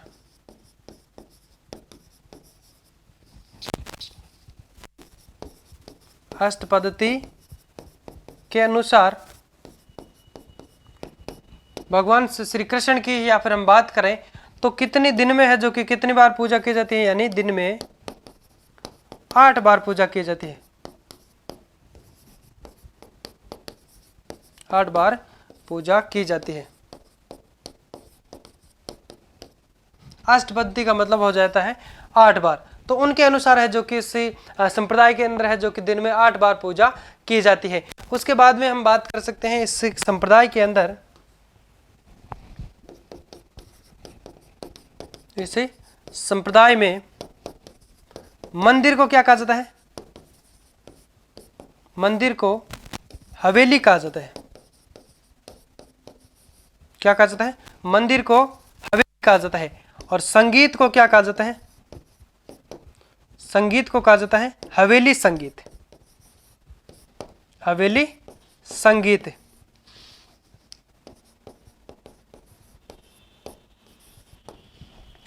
और नाथ जी के दर्शन को झांकी कहा जाता है। नाथ जी के दर्शन को क्या कहा जाता है?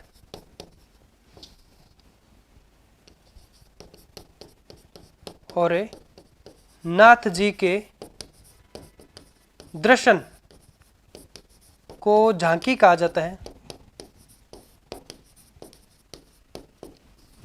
नाथ जी के दर्शन को झांकी व कृपा को, वह नाथ जी की जब कृपा होती है उसे क्या कहा जाता है? वह कृपा को पुष्टि कहा जाता है। पुष्टि कहा जाता है। और इस संप्रदाय को क्या कहा जाता है? पुष्टि मार्गीय जहाज। चलो एक बार लिख रहे होगा, लिख लो है ना। स्क्रीनशॉट अगर ले रहे हैं तो स्क्रीनशॉट ले सकते हैं। अगर आप लोगों ने अगर साथ साथ लिख लिया तो लिख सकते हैं।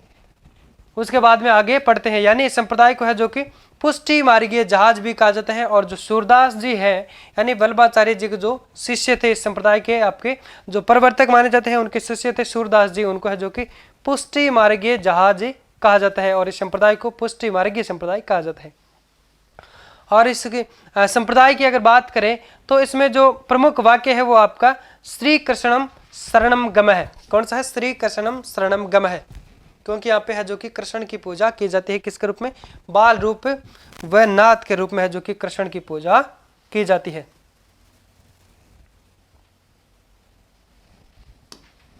चलो लिखो, इस संप्रदाय को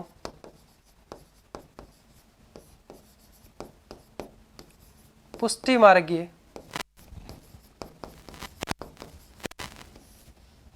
संप्रदाय कहा जाता है।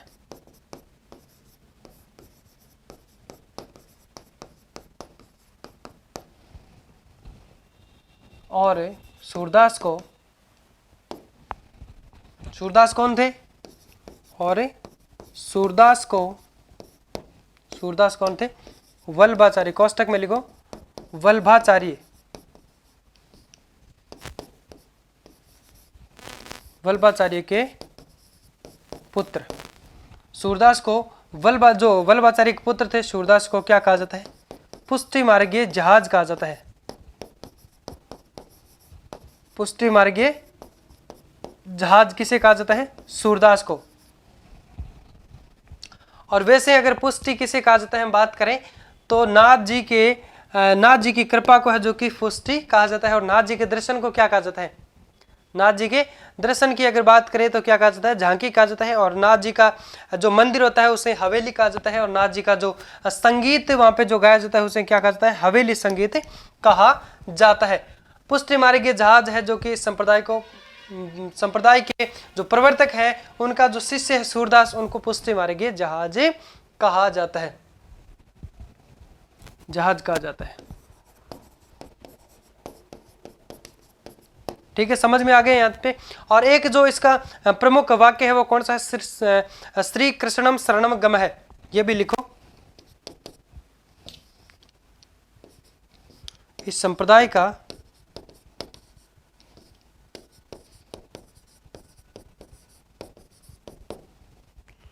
प्रमुख वाक्य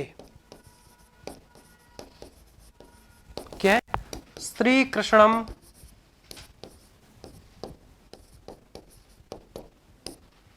शरणम गम है। क्या है? श्री कृष्णम शरणम गम है। जो ये क्या है? ये किस संप्रदाय से संबंधित माना जाता वाक्य है? या फिर हम बात करें तो ये जो वाक्य है आपके किस संप्रदाय से संबंधित है? वल्लभ संप्रदाय से संबंधित माना जाता है।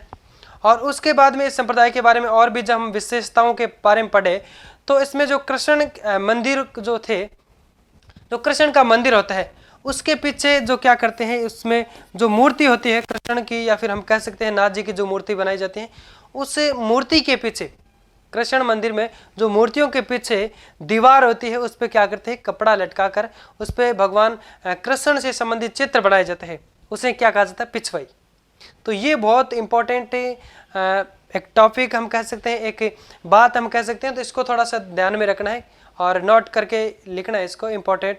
क्योंकि इस संप्रदाय के अंदर कृष्ण मंदिरों के अंदर जो मूर्ति के पीछे एक कपड़ा लटका के उस पे है जो कि हम कह सकते हैं कृष्ण भगवान के है जो कि चित्र बनाए जाते हैं, जिसे पिछवाई कहा जाता है।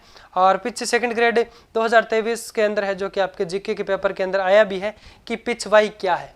और ऑप्शन क्या है? कपड़े पे बनाए जाने वाले चित्र, दीवार पे बनाए जाने वाले चित्र, या फिर कागज पे बनाए जाने वाले चित्र। तो इसमें हमारे क्या हो जाएगा? कपड़े पे बनाए जाने वाले चित्र। तो इस प्रकार से जो कि यहाँ पे प्रश्न है जो कि और भी बन सकते हैं। तो बहुत शानदार तरीके से हम लोगों ने जो कि सेशन को बनाया है, आप लोगों को क्या करना है? इसका फायदा उठाना है। तो ये भी आपको लिखना है। और उसके बाद में हम बात करें तो पिछवाई है जो कि प्रसिद्ध कहाँ के है? नाथ द्वारा राजसमंद की प्रसिद्ध है। क्योंकि यहाँ पे है जो कि वर्तमान के अंदर हम बात कर सकते हैं, ये इसकी पीठ कहाँ पे मानी जाती है? इस संप्रदाय की, वल्लभ संप्रदाय की पीठ कहाँ पे मानी जाती है? वर्तमान के अंदर है जो कि राजस्थान में आपके नाथ द्वारा, जिसको है जो कि यानी सिहाड़ ग्राम नाथ द्वारा, जिसको है जो कि वर्तमान में कहा जाता है आपके राजसमंद के अंदर। तो पिछवाई कहाँ की प्रसिद्ध है? नाथ द्वारा राजसमंद की प्रसिद्ध है। इस संप्रदाय में जो प्रमुख केंद्र वो कौन सा माना जाता है? वृंदावन। और वहां से वर्तमान पीठ जो नाथ द्वारा राजसमंद है जो कि ये मानी जाती है प्रारंभिक माना जाता है वृंदावन। वहां से है जो कि जो 3 लोग थे, कौन कौन थे? एक तो आपके दामोदर जी, और एक था गोविंद जी और गोपीनाथ जी। वो क्या करते हैं? वहां से नाथ जी की मूर्ति को है जो कि उठा करके लाते हैं वृंदावन से और मेवाड़ में ले आते हैं। और मेवाड़ में लेकर के है जो कि आ जाते हैं। उसके बाद में राज सिंह के आगे लेते हैं और सिहाड़ ग्राम में उस मूर्ति को है जो कि स्थापित करते हैं। सिहाड़ ग्राम को है जो कि वर्तमान में क्या कहा जाता है? आपके हम कह सकते हैं नाथ द्वारा कहा जाता है। और इस पीठ की जो स्थापना वो आपके 1672 के अंदर मानी जाती है। 1672 के अंदर है जो कि किसकी आज्ञा से इसकी स्थापना की गई थी? मेवाड़ के जो महाराणा थे राज सिंह के समय है जो कि की गई थी। तो आगे लिखते हैं इसके बारे में।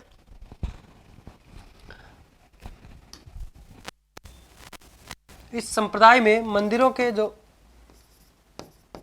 इस संप्रदाय में कृष्ण मंदिरों में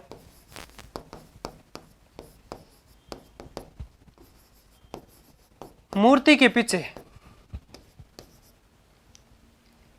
इस संप्रदाय के जो मंदिरों में कृष्ण की मूर्ति के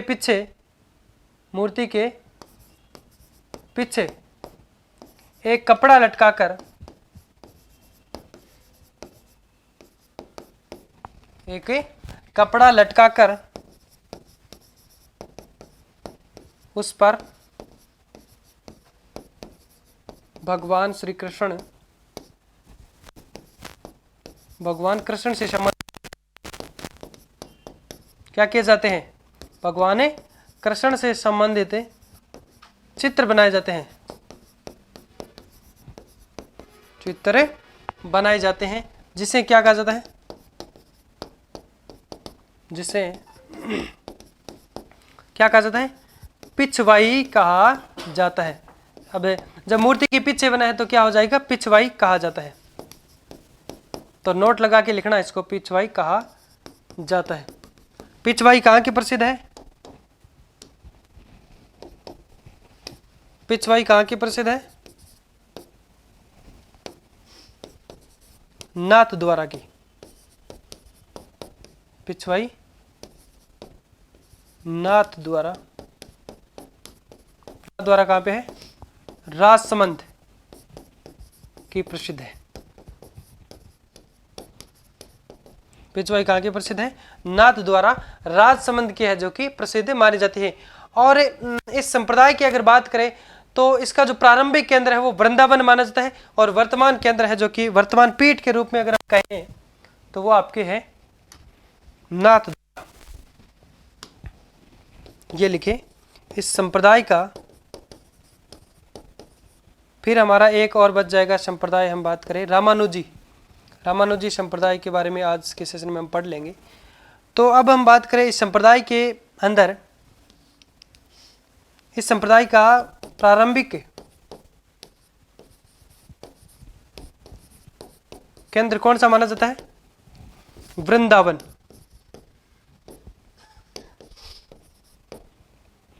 वृंदावन वह प्रमुख पीठ, वर्तमान पीठ कौन से माने जाते हैं? नाथ द्वारा राजसमंद।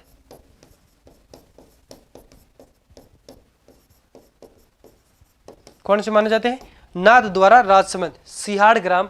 ठीक है, तो ये जो इस मूर्ति को यानी प्रारंभिक इसकी जो पीठ है वो कहाँ पे मानी जाती है? वृंदावन। ठीक है, वृंदावन में इसकी जो स्थापना किसने की थी? वल्लभ संप्रदाय की जो स्थापना करने वाले जो प्रवर्तक थे इसके वल्लभाचार्य जी। कौन थे?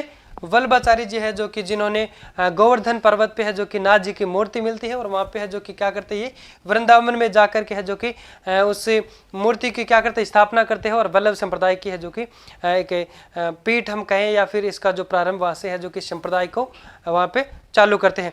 फिर हम बात करें इसके बारे में, तो यहाँ से इस मूर्ति को है जो कि उठा करके यहाँ पे कौन लेकर के आते हैं, और किस शासक के समय में है जो कि लेकर के आते हैं? तो हम बात करें तो इस मूर्ति को है जो कि वृंदावन से है जो कि, चलिए आगे लिख लेते हैं।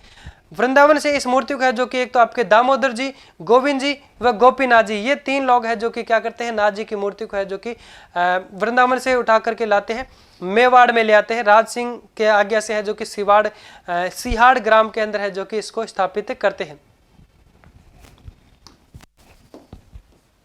कौन ले आते हैं?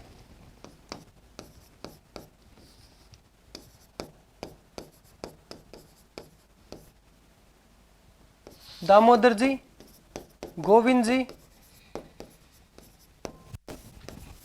वह कौन थे? गोपीनाथ जी।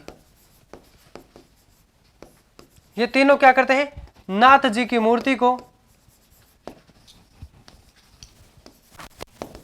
नाथ जी की मूर्ति को वृंदावन से मेवाड़ ले आते हैं। वृंदावन से मेवाड़ ले आते हैं, मेवाड़े ले आते हैं। और मेवाड़ में किसके समय? महाराणा राज सिंह के समय। मेवाड़ में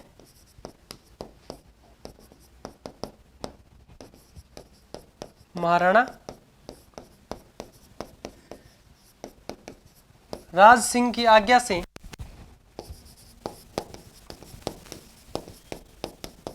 महाराणा राज सिंह की आज्ञा से जो कि आपके 1672 इस बात करते हैं 1672 ईस्वी में सिहाड़ ग्राम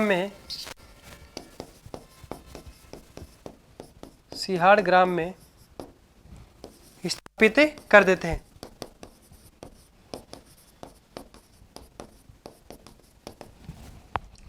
यानी दामोदर जी, गोविंद जी और आपके गोपीनाथ जी क्या करते हैं, इस मूर्ति को है जो कि श्रीनाथ जी की मूर्ति थी, वृंदावन से उनको उठा करके लाते हैं और मेवाड़ में ले आते हैं। जब उस समय हम बात कर सकते हैं राज सिंह का यहाँ पे है जो कि मेवाड़ पे शासक जो शासन था, सिहाड़ ग्राम के अंदर है जो कि आपके 1672 ईस्वी में है जो कि यहाँ पे है जो कि स्थापित कर देते हैं। उसके बाद में हम बात करें तो ये जो सिहाड़ ग्राम है, इसी को वर्तमान समय में क्या कहा जाता है, इसी को नाथ द्वारा कहा जाता है।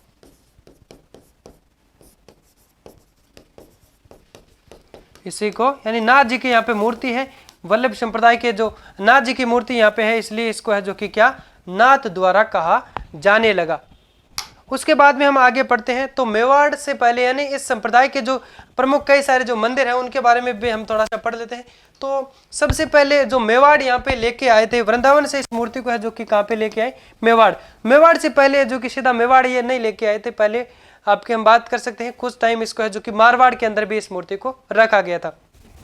तो ये भी लिख लीजिए, मेवाड़ से पहले, मेवाड़ से पहले नाथ जी की मूर्ति को, नाथ जी की मूर्ति को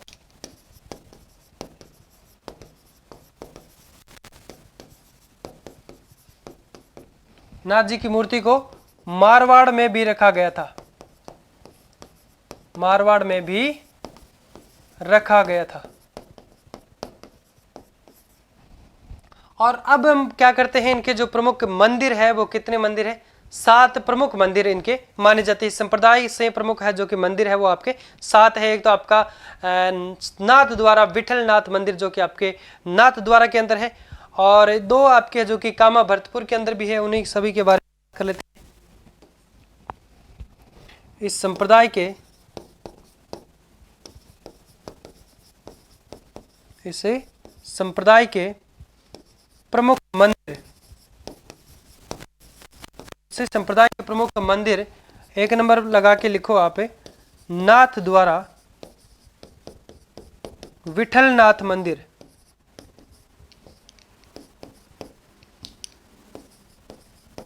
विठलनाथ मंदिर कहाँ पे, ये नाथ द्वारा,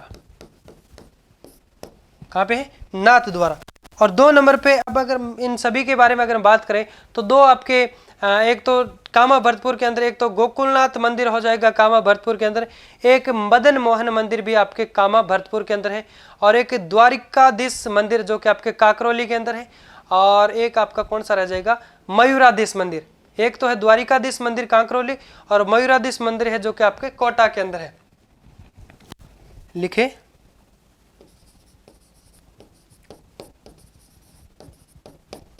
मयूराधीश मंदिर कहाँ पे है, कोटा। और कांकरोली में कौन सा है, द्वारिकाधीश मंदिर। 4 नंबर पे, 3 नंबर पे लिखो द्वारिकाधीश मंदिर। द्वारिकाधीश मंदिर कहाँ पे है आपके, कांकरोली।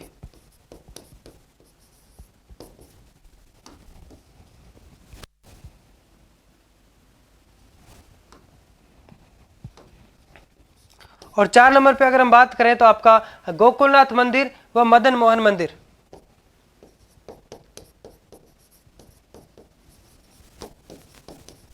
गोकुलनाथ मंदिर कहाँ पे है, कामा भर।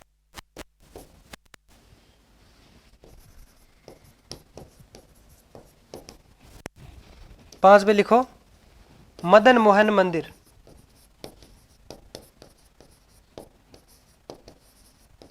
ये भी आपकी कहाँ पे है, कामा भरतपुर।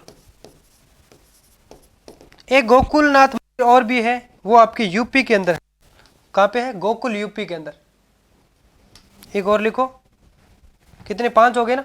6 नंबर पे लिखो गोकुलनाथ मंदिर।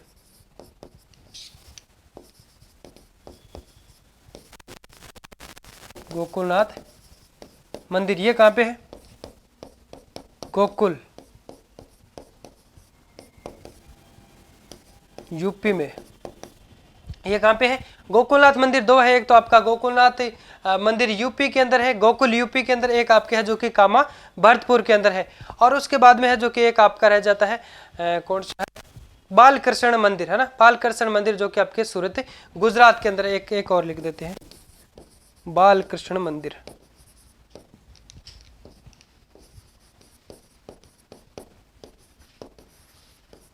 ये कहाँ पे है? सूरत गुजरात। कहाँ पे है? सूरत गुजरात। तो यहाँ तक ये जो 6 प्रमुख मंदिर, जो 7 प्रमुख मंदिर है, किसके हैं? हम बात कर सकते हैं वल्लभ संप्रदाय से है, जो कि संबंधित 7 प्रसिद्ध बात कर सकते हैं प्रमुख मंदिर है। नाथ द्वारा विठल नाथ मंदिर नाथ द्वारा के अंदर है, और मयूराधीश मंदिर कोटा के अंदर है, द्वारिकाधीश मंदिर है जो कि आपके कांकरौली के अंदर है, और मदन मोहन मंदिर और आपके गोकुलनाथ मंदिर जो कि दोनों कामा भरतपुर के अंदर है, और कृष्ण बालकृष्ण मंदिर है जो कि आपके गुजरात के अंदर है, जो कि सूरत में है, और गोकुलनाथ मंदिर है वो आपके है जो कि गोकुल यूपी के अंदर है। और उसके बाद में है जो कि हम बात कर सकते हैं, एक हमारा जो संप्रदाय बच गया, कौन सा? रामानुजी संप्रदाय। तो उसको पढ़ते हैं और फिर हम लोग है जो कि आज के सेशन को क्या करते हैं, खत्म करते हैं। तो हेडिंग लगाए रामानुजी संप्रदाय। रामानुजी संप्रदाय प्रवर्तक कौन होंगे? रामानंद जी, रामानुजाचार्य, रामानुजाचार्य।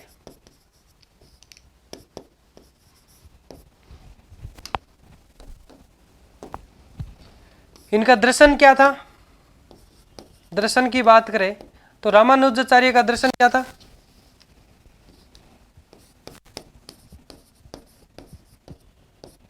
और ग्रंथ क्या था? तो दर्शन, इनके दर्शन के बारे में अगर बात करें तो दर्शन है जो कि इनका था आपके है जो कि कौन सा था? विशिष्टाद्वैतवाद। कौन था? विशिष्टाद्वैतवाद। और ग्रंथ कौन था इनका? श्रीभाष्य। क्या था? श्रीभाष्य। अब हम बात करते हैं आपके रामानुजाचार्य के बारे में। तो इनका जो जन्म है वो आपके तमिल के अंदर, यानी श्री पेरम्बुदूर है जो कि तमिल के अंदर होते हैं, और इनके पिता जो कि केशव सोमयाजी थे, उनकी माता का नाम था कुंथीमती। और ये इनके गुरु की बात करें तो वो थे, इनके गुरु है जो कि यमुनाचार्य जी इनके गुरु माने जाते हैं। और यहाँ पे जो पूजा है इस संप्रदाय के अंदर, जो पूजा की जाती है भगवान राम की है जो कि सगुण पूजा की जाती है। यहाँ पे भगवान राम की है जो कि सगुण पूजा की जाती है। और इसके बारे में बात करें तो इस संप्रदाय को है जो कि आपके श्री संप्रदाय भी कहा जाता है, और आपके हम बात कर सकते हैं रामावत संप्रदाय भी कहा जाता है। इस संप्रदाय को रामावत संप्रदाय भी कहा जाता है। यहां लिखो, इस संप्रदाय को श्री संप्रदाय भी कहा जाता है। और दूसरा है जो कि रामावत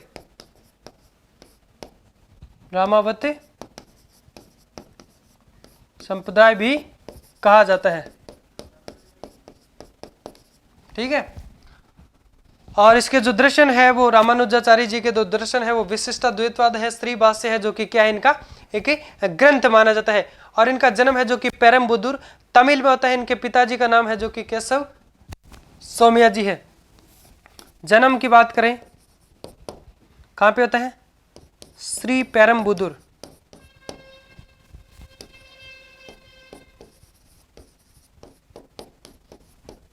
कहां पे होता है? तमिल। और इनकी माता का नाम था कुंथीमती।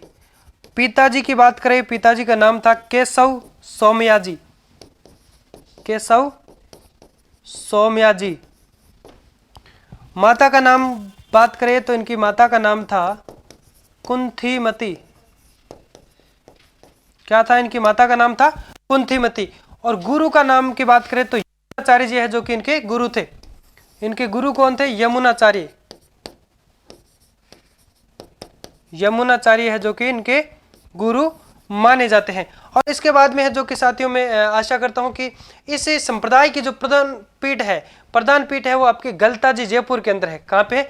गलताजी जयपुर के अंदर है, जो कि इस संप्रदाय की, किस संप्रदाय की बात कर रहे हैं?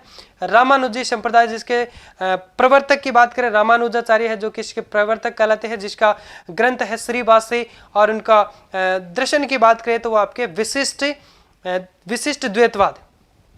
और इसकी जो प्रधान पीठ की हम बात करें, जैसे कि आपका गलताजी जयपुर है, और ये आपके है जो कि रामानुजी संप्रदाय का पवित्र जो स्थान है होने के कारण है, जो कि इसको उत्तरी तोताद्री भी कहा जाता है। और वहां पे अधिक सारे बंदर होने के कारण इसको है जो कि मंकी वैली भी कहा जाता है। तो एक लाइन ये भी आप लिख सकते हैं।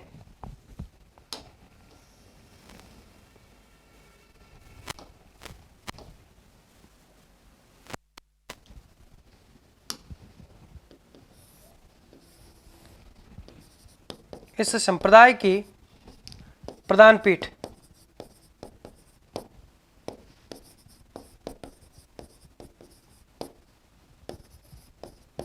कौन सी है? गलताजी जयपुर।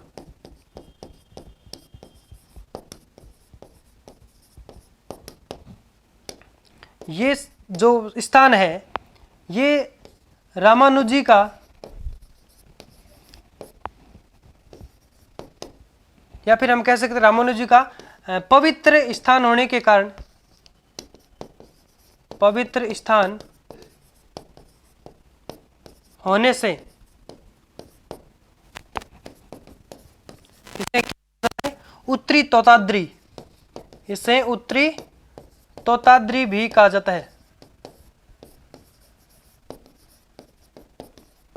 इसे उत्तरी तोताद्री भी कहा जाता है। और वहां पे हम बात करें बंदर अधिक होने के कारण, बंदर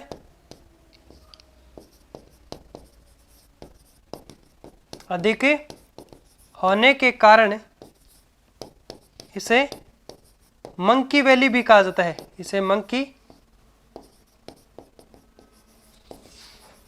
वैली भी कहा जाता है। तो बस इतना ही है इसके अंदर, यानी हम लोगों ने जो कि रामानुजाचार्य है जो कि उनके बारे में पढ़ लिया। तो अब हम बात करते हैं साथियों कल के सेशन में है जो कि मिलते हैं। तब तक के लिए क्या करते हैं, एक छोटा सा ब्रेक लेते हैं। बाय बाय, जय हिंद।